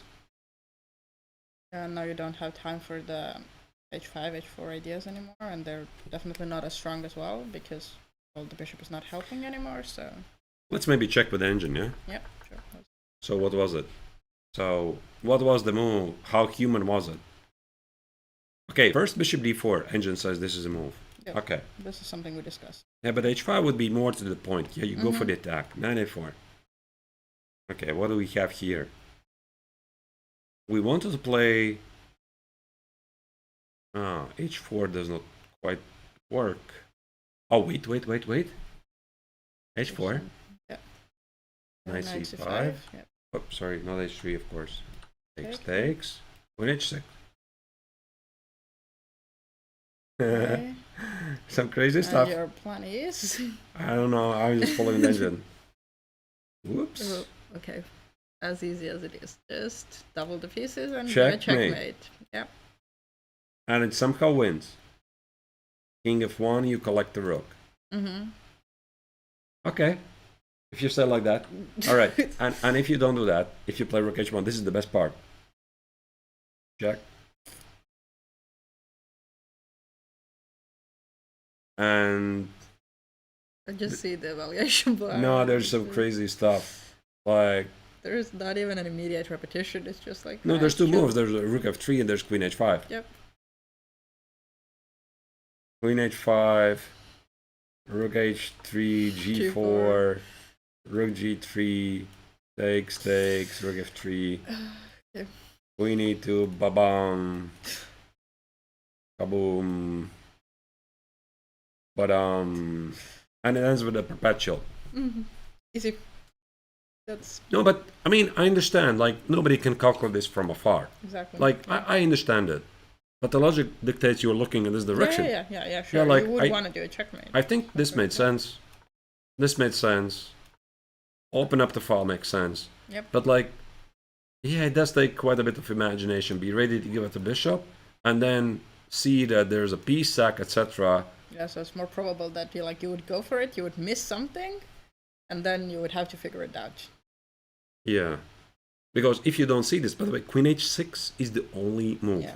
Like everything else loses straight. It doesn't work. Yep. Yeah, it's a very difficult sequence. And maybe the more human move Bishop instead of D4. H5 was Bishop D4. Bishop D4, yeah. But then again, your bishop was supposed to hold on to the pawn. Yeah. But this is how you get to the pawn on F3. Yeah. Yeah. All right. There was a great opportunity for Andreashkin. Obviously, the game continues. Yeah. And also, I think you were correct because Sebastian did spend quite a lot of time. Yeah. He had 45 minutes. Now he's back, down to 23. Well, he decided to be pragmatic. Yeah, like I thought it's either he plays very quickly and pretends something is good, or time to salvage the situation.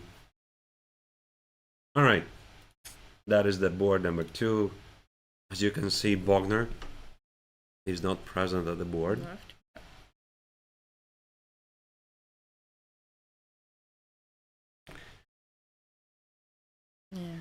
Yeah. All right. That's a shame. I mean, of course, the game continues. Yeah. Kanan and against Savita. Okay. Let's move there. They did exchange their queens on a4. The rook did not go to a3, which, of course, okay, different variation, but still.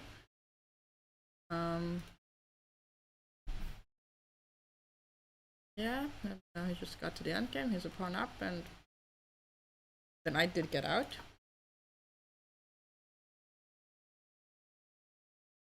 Knight is out. White is about to complete development. Kind of have a little bit of an issue how you're protecting the d4 pawn. Rook c8, I suppose. And there's going to be knight b5. Yeah. Some issues. This poor knight on a6 hasn't yet found a way to join the game. But it's trying to do something active. Sense, but yeah, you have to complicate. Find a way. Maybe knight c7, knight d5. Or knight b4 is a bit better. Knight e5. But if I'm just taking on c4, are you sure you can take d4? Because I have f3, I'm sure your rook is surviving. Maybe it is, but It could be trapped, yeah? that was my plan, but okay, really, concretely, I'm not sure if it works.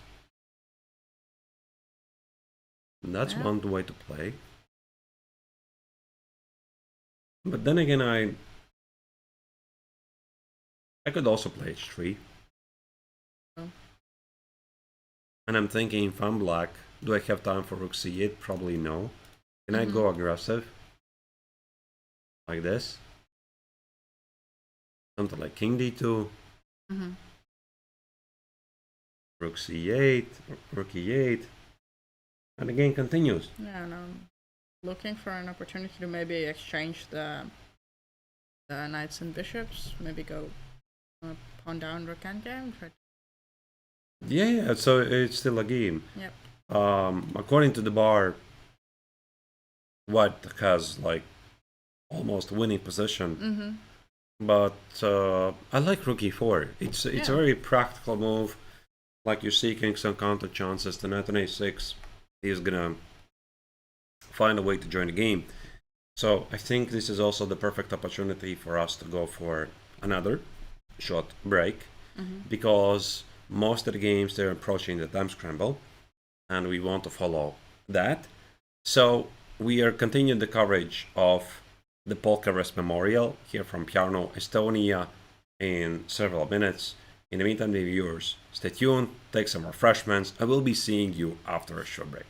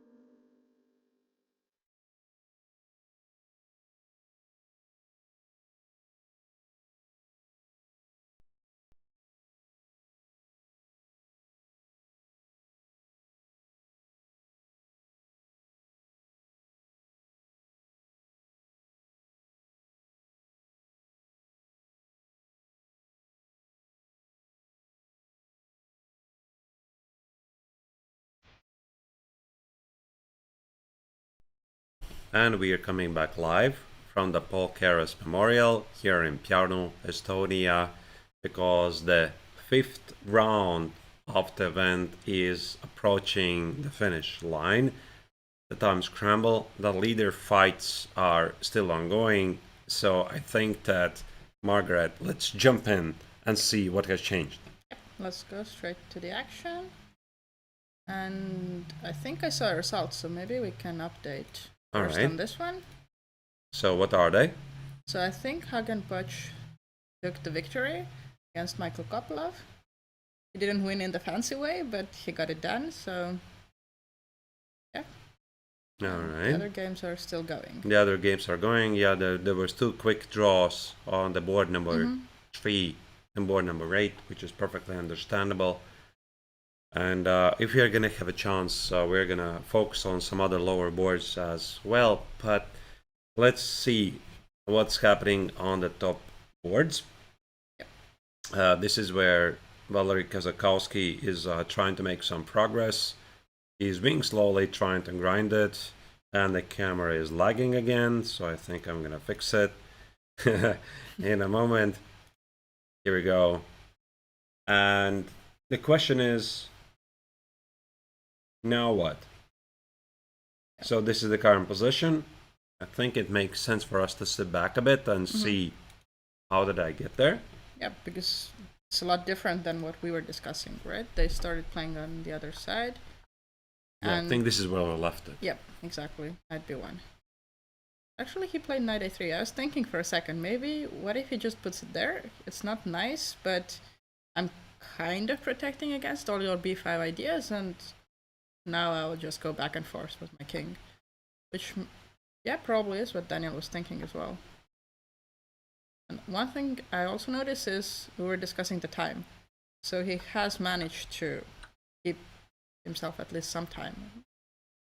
Right. There was a h-pawn trade. The knight is gone. There's also the g6 f5 idea. On top of the other ideas, I'm also seeing g6, rook c7, rook h7. Yeah, some hitting ideas actually. Yeah. Could be a problem. And actually this g6 would be like a very nice move in a way because it signals a 5. Thinking, can I try to force something? I'll go g4, I'll try to force one rook trade. It might be really bad, but I'm not sure you can do that. Not in time, yeah. Look at this. Yep, and I'm exactly not in time. Look at this. It's definitely not where I wanted to get, so... I mean, it's not like it's losing. Yeah, but now I have an additional issue to think about, yeah. Okay, did I miss something? I thought the 5 looks very logical. I mean, I can take and the knight is hanging. So. Okay. I suppose I should be a bit more accurate. Yeah, like maybe not the 5, but some king d7, king yeah, you c6. have the time. I have the time. Okay, so I can't solve it concretely. Knight b1. The knight is back on b1, but maybe the knight is heading here. So wait, yeah, knight b1 here. Black is the move. Yeah. Yep. Okay, g6. My money would be on g6. Which also would go together with what Valery has been doing so far. He has been making those small moves, waiting what white is going to do, and this one also has an idea. You want to bring their other rook. So let's say I'm playing knight e2. f5 does not work. Same idea. Yep. Pretty important not to blunder. If I'm going there, knight f3. I probably still don't want to exchange then. I'll go back. Yeah, because I think just one open file, it's not going to be enough. It's not enough, yeah. Yeah, even king takes on f3 is a move. So, knight c6. Okay, I will try to create some counterplay on the d6 now. So yeah, try to double my rooks, maybe this way. Yeah, and this leads nowhere, like with the knight on f3, there's nothing. Yep. Now even white, yeah. So it's not enough. And I'm thinking, okay, so if the immediate g6 f5 idea doesn't work, how do I be smart about it? So I might be able to make some slow move that doesn't really ruin my position, but also doesn't give away what I want. Yep. So I'm thinking I could play some, let's say b6. Like it's a move. It's a move. So the point is, if you are not playing knight a3, now I'm playing g6. Yeah. So you want to tempt it, kind of. Kind of. Doesn't even do anything. It doesn't do anything. But then maybe like white now wants to go knight d2, knight f3, so you actually have to do something. What about b5? Okay, yeah. I noticed another idea. Okay. Thanks. Oh. So you really want to make the checkmate happen? Really, I really do. I really do. Really makes sense, so... I go here. Okay, and knight f3 is...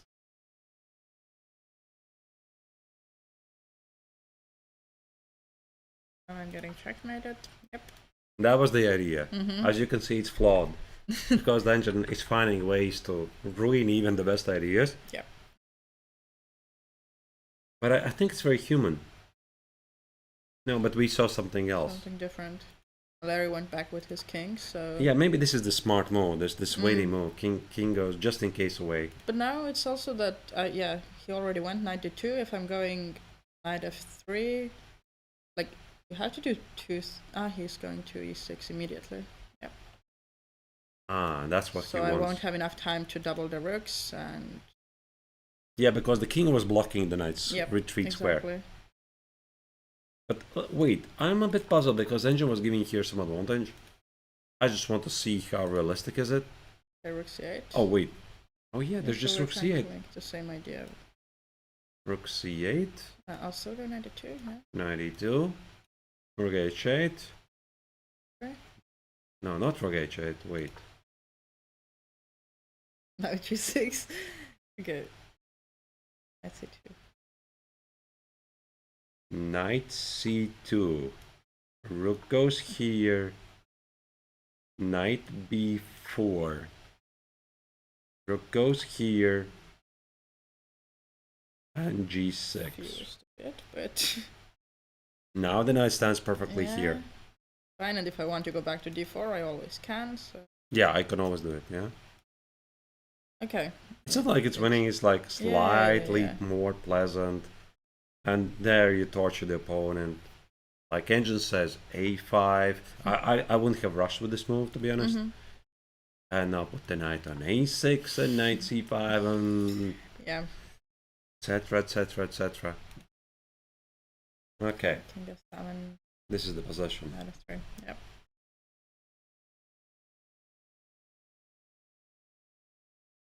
So now you have to keep your rook on c6, so that one, the same idea doesn't work anymore. You can't double your rooks on the h file. That can you still go g6? But I mean, Valerie could have done it a bit better. Yeah, this king of 7 is a bit too much. Says he could have accomplished the same with knight c2 and knight b4. Like this is not ideal. But again, I mean, this is not really such a... It's not like he has a forcing win or something, or even a way to get the advantage. I think he's still strictly following the rule of... I might be wrong, but I think I'm right. Try to get the opponent to the time scramble. Make him scared of some ghosts. When the opponent is below like 1 minute, do your best shot. And if it's a draw, it's a draw. Like you did the best you could. Yep. Because ultimately you need the cooperation of your opponent to win the game. Sure. Yeah. Okay, do we see the second board as well? Because there was some action happening there. I'm not sure the action is good for black. It's already pretty bad for some time already. Yep. Because here the Swiss Grandmaster has won a pawn. Now he has a very nice control of the center. The pawn on c6 makes all the difference in the world. And most importantly, black has no attack on his long time. Do we just go a few moves back? How did this happen? Yeah, I Because, think we left it here. yeah, we And- didn't already like the move. Yeah, and things went pretty bad for black. Like Ooh. bishop a3 says loses on the spot. Yeah, Ooh. Queen d6, then where's the win? It's not like super obvious. the computer doesn't want to take the rook and it doesn't want to take the pawn as well, which is... No, it's just 95 is Yeah. just a good move. Yeah, for sure. Engine is just being silly here. Rook d1, bishop b4, rook e2, white is just consolidating the position. Mm-hmm. Black is also low on time, 2 minutes. Yeah. And I mean, okay, you have the pin on the e-file, but kind of the only thing that you have left. Yeah, Might be still some tricks with a pin. But, yeah. I mean, I can play f4 if I want. f4 takes, secure the knight. Yeah. But I don't think it's like over yet, because the position is still pretty complex. And the best chance, I think, for Dennis here is somehow force white in a time scramble. Mm-hmm. Like, if this was the position with 2 minutes each, Yep. and white has no easy way to liquidate into something, things can still go either way. But here, at least I'm having the impression is the Bogner is going to figure things out. Yeah, with 11 minutes. Yeah, with 11 minutes should be more than enough. So he needs to watch out for some tricks. Maybe... there's no g4. Oh, by the way, watch out for knight e3 check and rook e5. Also could be a thing. That's, yeah. Could be. Good. Can I do this, by the way? Okay. I just noticed this idea. Yeah, I can't do that. D takes, hangs the queen. Yep. And I want to get the bishop on g3 just to increase the pressure and the protection of the knight. Okay, but I also have some Tricks? I was trying to make them work, like some d3 work, but I think it doesn't. There's even a check yeah, here. Okay, that's easy thing. I don't know how easy it is, but okay, you just take the... yeah, you just take... Yeah, and I was thinking, even this position, is this like a clear accomplishment for white? The king's a bit weak now. Maybe if you can go f4, you're securing everything, kind of.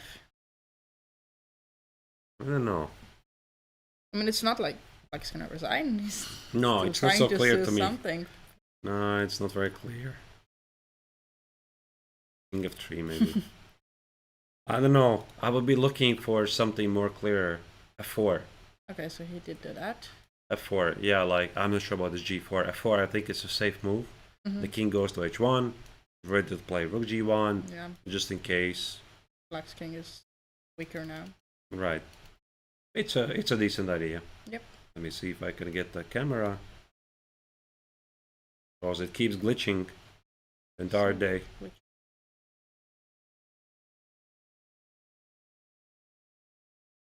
Yeah. There it is. No, still glitching. A little bit, but we could still see what is their overall vibe and impression. So yeah, Bogner is with Andreashkin on the left. Mm-hmm. Fischer against his opponent is on the right. Kazakowski playing with Black. So all right. The players are slowly approaching the time scramble. Mm-hmm. Kanan and he is close to winning, so Yeah. we can maybe check that game. Yeah. I will figure it out, not to make it too complicated. I know he has 2 extra pawns, and there was this one moment where we last time looked at rook e4, and I forgot one critical element. Mm-hmm. Is that after rook takes on c4, rook takes on g4, the knight on h6 is simply out of the game. Yeah. And this is why here Kanan played h4, f3, rook e8, so here black tries to complicate matters as much as he can. And eventually it bagged him another pawn. Yeah. And this has gotta be a win.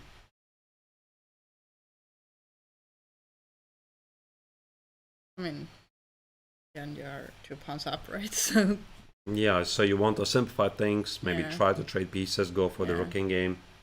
Looks really good for Kanan. And I mean, so far in the tournament, Kanan has been quite a bit lucky. Yeah, had some scares, yeah, definitely. Yeah, the previous round, he was like basically in a Zugzwang position. It was against Michael, yeah? Michael Actually, a Copilov. funny story about that. Really? Yeah, the move that Michael played, Queen B8, that was then a draw, he made it with 1 second.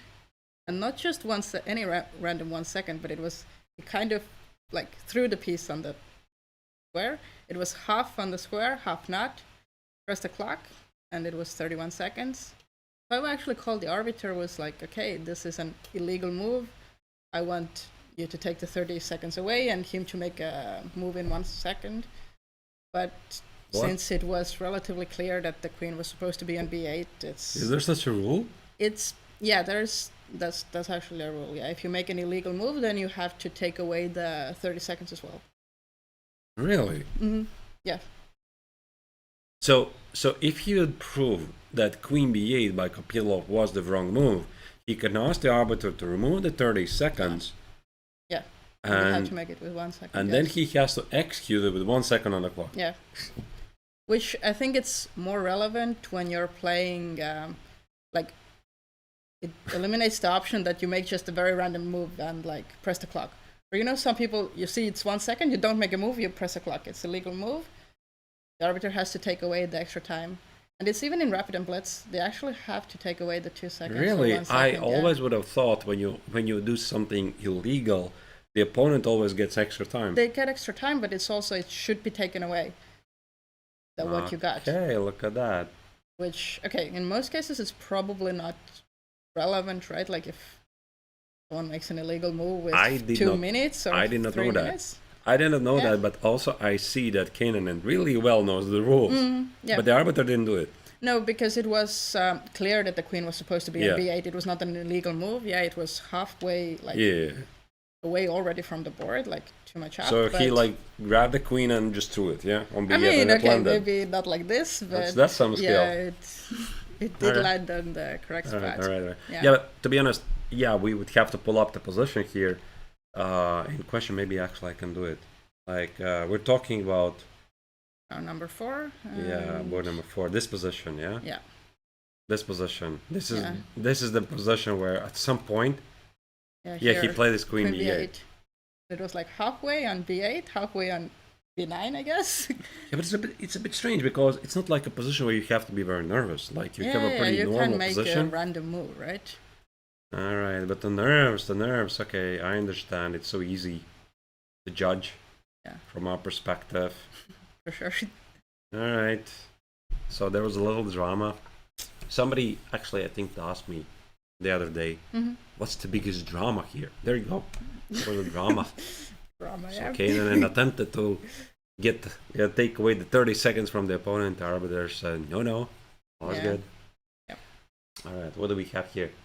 So Kanan is still playing his game against Savita. We are not seeing him in the camera because we only have the feed either for the playing menu or the top 2 boards. Bishop d2 marks as a mistake, but I guess it made sense. He didn't want to go under 95 moves. Wait, is there something not hanging on b5? b8. Wait.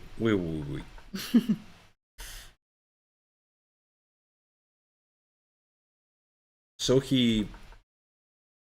this was the position. Like it's a very nice control position. He played bishop g5, walked under a double attack.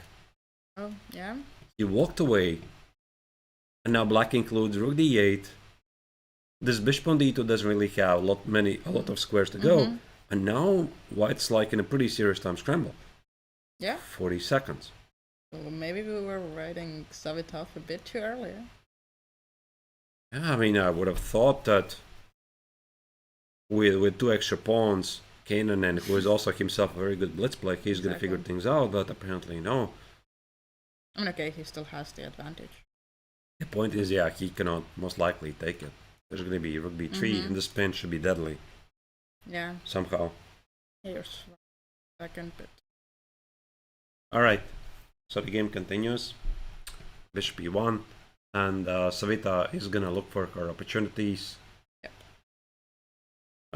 In the meantime, to give you an update, what else is happening? Krzysztof Jakubowski has officially scored the 4th victory in a row. Yeah. How about that? That's impressive. How about that? Especially if you lose the first game as a grandmaster, it's easy to get That's all you already needed. a little bit tilted, right? That's all you needed, a proper motivation. So Krzysztof, the very first round, he started with a loss against one of the youngest players, actually, of the tournament, 13-year-old talent, Nikolais Platonos. We talked about this on the broadcast.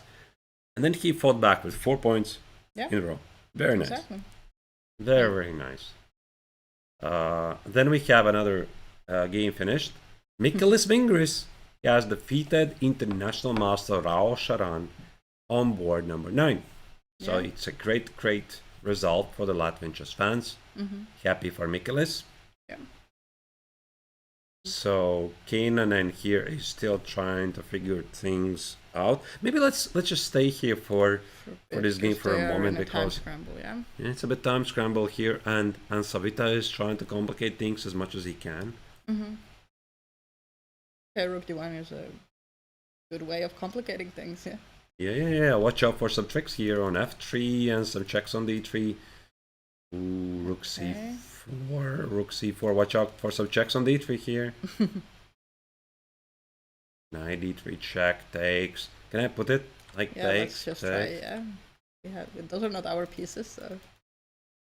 And go king d2, Yeah, I don't think it works. It's not enough. Not enough. But if you take, if I take with another rook, then it's also, you can sacrifice. Yeah, but then you're just down a piece. Yeah. I just want to get to rook and h1, but there's at least this. Yeah. At least this, if I find nothing. Mm-hmm. That's just a clear win, I think. So, rook c4, it's played. Savita is down on the clock. And what's the update from the top boards? Fischer against Kazakowski, both players have. Oh, the knights have disappeared from the board. Oh. This should be pretty good news for Fischer. Exactly. This was something he was trying to get for, I don't know, the past 20 moves, maybe? Yeah, maybe let's get there, yeah? Let's say let's this is still a leader fight. I mean, of course, Kanan against Savita is a very entertaining game, but we want to check the leaders. Yep. How did they get the knights off the board? The knight was on c5, so it's... This was the position. Okay, H8. And now Valery decided that... Well, that is a really big surprise. Not... Okay. Was there an issue with going 96? Because he had been pretty persistent with... I don't understand it. I would have thought that he wants to keep the knights. Yeah. Like this is such a strong knight. Why would you want to trade it? Maybe there was a concrete issue. Here. Can I go 96 or not? What's the issue? I don't know, I was thinking, maybe there's gonna be some pressure on d6, but I'm not in time. No, I don't think so. I think he's like now giving it a try for the king game, but I'm surprised. And now they're even on time as well, almost. This is, I think he wants really to go for the b5 idea and go for the king game. So ultimately, it could be something like this. Takes, rook b6. Let's say why there's something. Let's say why there's something random. This is what black wants. Something like this. Yes. Two connected pass pawns, play d5, e4, with youngsters to the endgame, etc. That's the idea, but quite a few different ideas that white could be doing. Like wishful thinking, basically. I'm not sure. And especially here in this position, after rook c3. Okay, Engine says it's a mistake, but this is, by the way, what Engine. Check out the Engine line. a5. Does it make sense? Knight e1. Now you want to play knight e3. Mm-hmm. Rook c8. Knight e3. Knight e6. Yep. Knight e1. Oh, wow, this is nice. The same checkmating idea, yeah. Right. Knight f3. Okay, h8. Knight c5. g4. How do you trade the knight? Mm-hmm. Yeah. No, it's a pretty big miss. Like, I think that this is what he was working for the entire game. Like create practical problems and get to the opponent time scrum. He just allowed the trade. All right. I mean, obviously the game continues, but I think for Fischer this is also a pretty big relief. He's like, whew. Yeah. Finally, I got to trade this annoying knight. One more question. Does white want to trade the one pair of rooks? Because I can go rook h1. But I'm not sure if I should or not. Should be okay. Yeah. Like, I think that the rook games are much safer, mostly than you had a couple of knights. They just changed so many things. Sure. I think rook h1 is definitely playable. Like So takes. and, f5 immediately. f5, but I don't think it's really so important. You know, I'm gonna take it, play king g2, and you're gonna play e4, and I'm gonna walk away, and it's a draw. All right. So Valery played rook h7 and offered a draw, probably. Yeah. I think he made a mistake. Maybe But anyway, he's tired. Yeah. Yeah, he could be tired. He could be tired, but I think he missed an opportunity. For sure. Yeah. He should have passed. Like, he was pressing for the entire game, and I guess he didn't feel like it. Yeah. But especially if now he sees that Bogner is winning. And Bogner is winning, and of course, big congratulations to Fischer.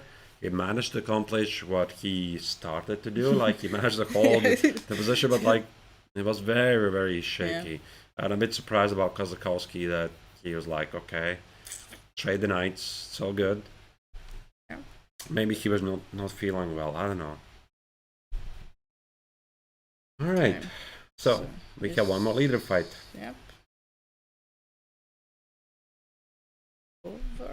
Over, or is there something still to do with black? Black is down in the last 30 seconds. Yes. Should be completely over. Trade the rooks, promote the c-pawn. How about I give you a check? Yeah, I have to take, yeah. How about I give you an intermezzo? Yeah. How about I take with the knight? Yeah, that's safer because then my pawn is in a counterplay. And I play c7. But I also have my d pawn. Yeah, you do. I mean, it's winning. Yeah. But not like super clear. I think queen e5 rook g8 is definitely something that Bogner wants to do. Oh wait, queen e5. Okay, yeah. By the way, there was a piece hanging. Oh, okay. Yeah. It was a bit easier, yeah. Bogner wins. Yeah, I just didn't realize. There was a piece hanging. Wait, how did it happen? So he just had 3 seconds to wander to piece. I mean, but he had nothing to do anyways, yeah. So. Okay, I was looking for some very complex here. Yeah. Why don't you take the knight? And Bogner wins. So he will be the sole leader, that's official, yeah. Sole leader of the tournament. A bit unexpected. Things could have turned out either way today for him. Yep. So let's go back to Kanan's game. Okay, it's... Everyone has done something. At least he is like perfectly safe. He's not going to blunder things. Like he is about to drop one of the pawns, but the position no longer is winning. Yeah, it's opposite colored bishops, right? So yeah, but with rooks on the board, rooks are definitely different, but still. Practically, he has great chances to win this. Yeah, for sure. But there's some hope for black. At some point, it looked relatively. I see a double exclam move actually a couple of moves ago. Okay. Yeah, Kanan is really good with tactics. Yeah, so he sees these. Like, this is the second time he has done this in this game. Earlier in the game, there was a double exclam move. It was here. On h7? No, on on h7. g7? queen d3 and bishop queen d4. Yep. And now he did it again. Look at this. Boom, The boom, G7. boom.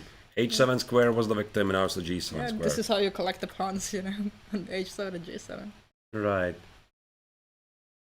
So that's the one of the leader fights. The other game at the top boards is Gleb Podlozny is completely winning against Isha Sharma. Yep. Some other results. Yuri Lapshun has a slightly worse rookie game against Artur Chibokchian. Inna Gapanenko played a draw against Henry Lachtelma. And Artyom Stolmachovs defeated Patrick Alto, rated 2335, which I think is pretty also good news Yeah. for the Latvian chess fans, because Artyom's is one of our talents, and I think in the tournament he just fixed the FIDE Master title. Like he broke over 2300. Yeah, I think that's what I heard as well. That Right. as long as you have it the live rating being over 2300, you can get the title basically. So what is Podlozny's? Podlozny has technically winning position, rook game, extra pawn. Active rook. Yeah, let me just show you very quickly. Yep. This is Podlozny's position. Black's position just collapses. Yeah. Take on g5, take on d5. I think we are going to see resignation right here.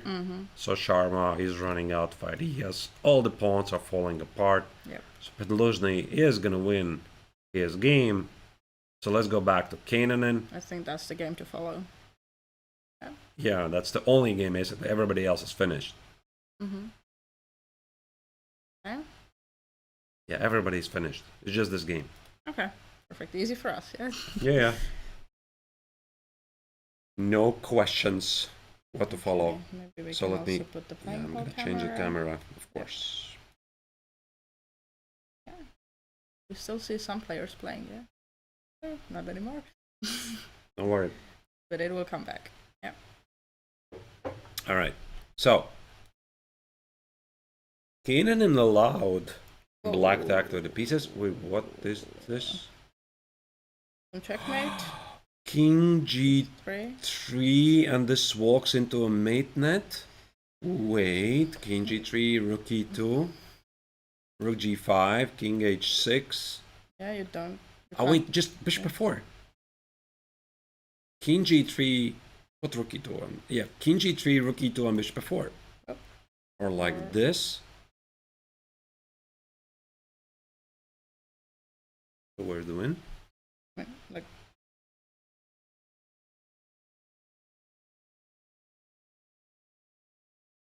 It's not Rook even that there is f5. only one move. Yeah, it's like All many were moves. Winning, yeah. Rook f. I think rook f5 is very clear. So there was a miss. We just missed a couple of critical moments. Let's just focus on the situation here. Rook g1, rook g8, king h5 here, and bishop c1. Engine says it's a mistake. Black could have played f6. I'm not sure what this move really does. So black activated the pieces. And now the king is in trouble. Yeah, that's why this f6 was necessary. You secure the king against any rook g5 checks. But also, like, Savita had already played rook b5, so I'm just a bit confused. Why didn't she continue with Maybe she forgot about it. Simply forgot about it. Yeah, there's rook f5. And rook f6, and I'm not sure you can actually protect against me. That's even a nasty threat. Yeah, that's How do you defend against this? You don't. Yeah, the king is super The weak. king is walking himself into a mate. So it's a huge miss. Right here. She had very close, like f6, guard the g5 square, and only then activate the pieces. So she had the right intentions, but the devil is in the details. And now the king is in trouble. And Kanan should win this. Yeah. And I think there's going to be basically bishop d4. And that's it. Yeah. Or even bishop f4. I think it's not even that. Rook f6 as well, there's moves to checkmate. I think this is the cleanest. Yeah, bishop d4, f6, bishop d4, f6, bishop f6, king h3, rook f4, resign. Just a mate. Yeah. You can't stop it. So, for Kanan, how many points is it? Is it 3, yeah? He made 2 draws? Yeah, I think he has made... No, he's made 2 draws, yeah? Yeah, and Savita had also, I think, 3. Yep, she had also made the last 2 draws against 2 grandmasters, so she was doing really great. Alright, King G2. Okay, that's another way to win. Rook E2, Bishop F2. Yeah. Okay, right. Maybe that's actually the easiest, yeah. Yeah, depends. Yeah, it's pretty clean. Mm. Everything was winning Do you here. think that Savita will still continue playing the Rook E2, take on F2, and... I mean, the king is so bad, so... Yeah, it depends if she has any hope, but normally she knows that the position is lost, the king is also disconnected. Also notice the king is in the mating net, like you're in a Zugzwang. No, I think she's gonna resign. Yeah. Simply resign here. Yeah. You got like you see, okay. Bishop F2, that's it. So Rook E2, Bishop F2, takes. You can't move the bishop, you drop the pawn. You can't play King H3. Okay, so just in a complete Zugzwang already, yeah? Yeah, like this is a complete Zugzwang, yeah? And that's it. You don't even need any technique. Let's just wait until the finish of the game, and with this we're also gonna wrap up the broadcast. Yep. Well, I can check the results from other... Okay, the results are still not in. I was trying to check if there are some other interesting results. But...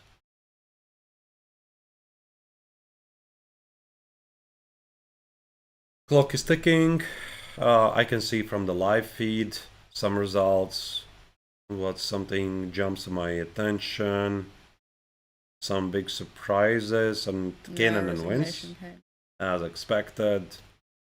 Yeah, so I see that the Jan Samuel Kostov defeated Thomas Pavelaitis from Lithuania, and with this round is over. And according to our calculations, the viewers, we are going to have one sole leader in the main tournament. His name is Sebastian Bogner, the Swiss Grandmaster, who scored today 2 victories.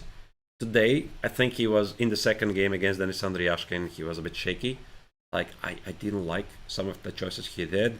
But in the complications, the young Estonian misplayed things. And from there, Bogner was merciless. Yeah, exactly. And he's probably going to play black against... My bet would be Kazakowski, but definitely some strong GM. And then the following pack is a lot of players on 4 points. So Sebastian is also definitely not safe. How many players with 4 is a lot? 4 is a lot, I think, yeah. Fischer, Kazakowski, Laurusas, Meshkovs, then Kanan 1, Besh 1, Jakubowski 1, Pidlushny 1, Finger is 1, so yeah, there's a lot of players. I'm pretty sure it's tomorrow's round, it's going to be Kazakowski. Yeah, logically it should be the rating favorite going up. Yeah. I'm pretty sure he's already prepping. I mean, he has tomorrow the morning off, so... So, yeah, tomorrow, as you can see, we're not going to be back in the morning. Yep. Because the morning is free for the players. More time to prepare, and also it's the critical phase for the tournament leaders to check the games more carefully. So we'll be back tomorrow at 4 p.m. Central European Summer Time, 1 hour already within the round, and then we're gonna see who is gonna take the lead of the tournament. Is it still Sebastian Bogner, who is right now leading the tournament with 4.5 points out of 5, or is it Valery Kazakowski, the top seeded player? Is it perhaps Krzysztof Jakubowski, who started the tournament with a loss, but now he has scored 4 points in a row, clearly finding the pace in the tournament? You're gonna have to see it yourself. Yeah. Exactly, as you already mentioned, there's so many different options, so many different scenarios happening. Must be exciting, yeah? Absolutely. And with this, we're concluding our coverage for today. It's been a long day. I have lost my voice. Yep. So I'm going to attempt to fix it for tomorrow. But in the meantime, dear viewers, I'm hoping that you enjoy the coverage. So we're saying goodbye to you from Estonia, and we're hoping you're going to be back tomorrow with more action at 4 p.m. Central European Summer Time. Have a great evening. Take care. How do you say goodbye in Estonian? Head aega.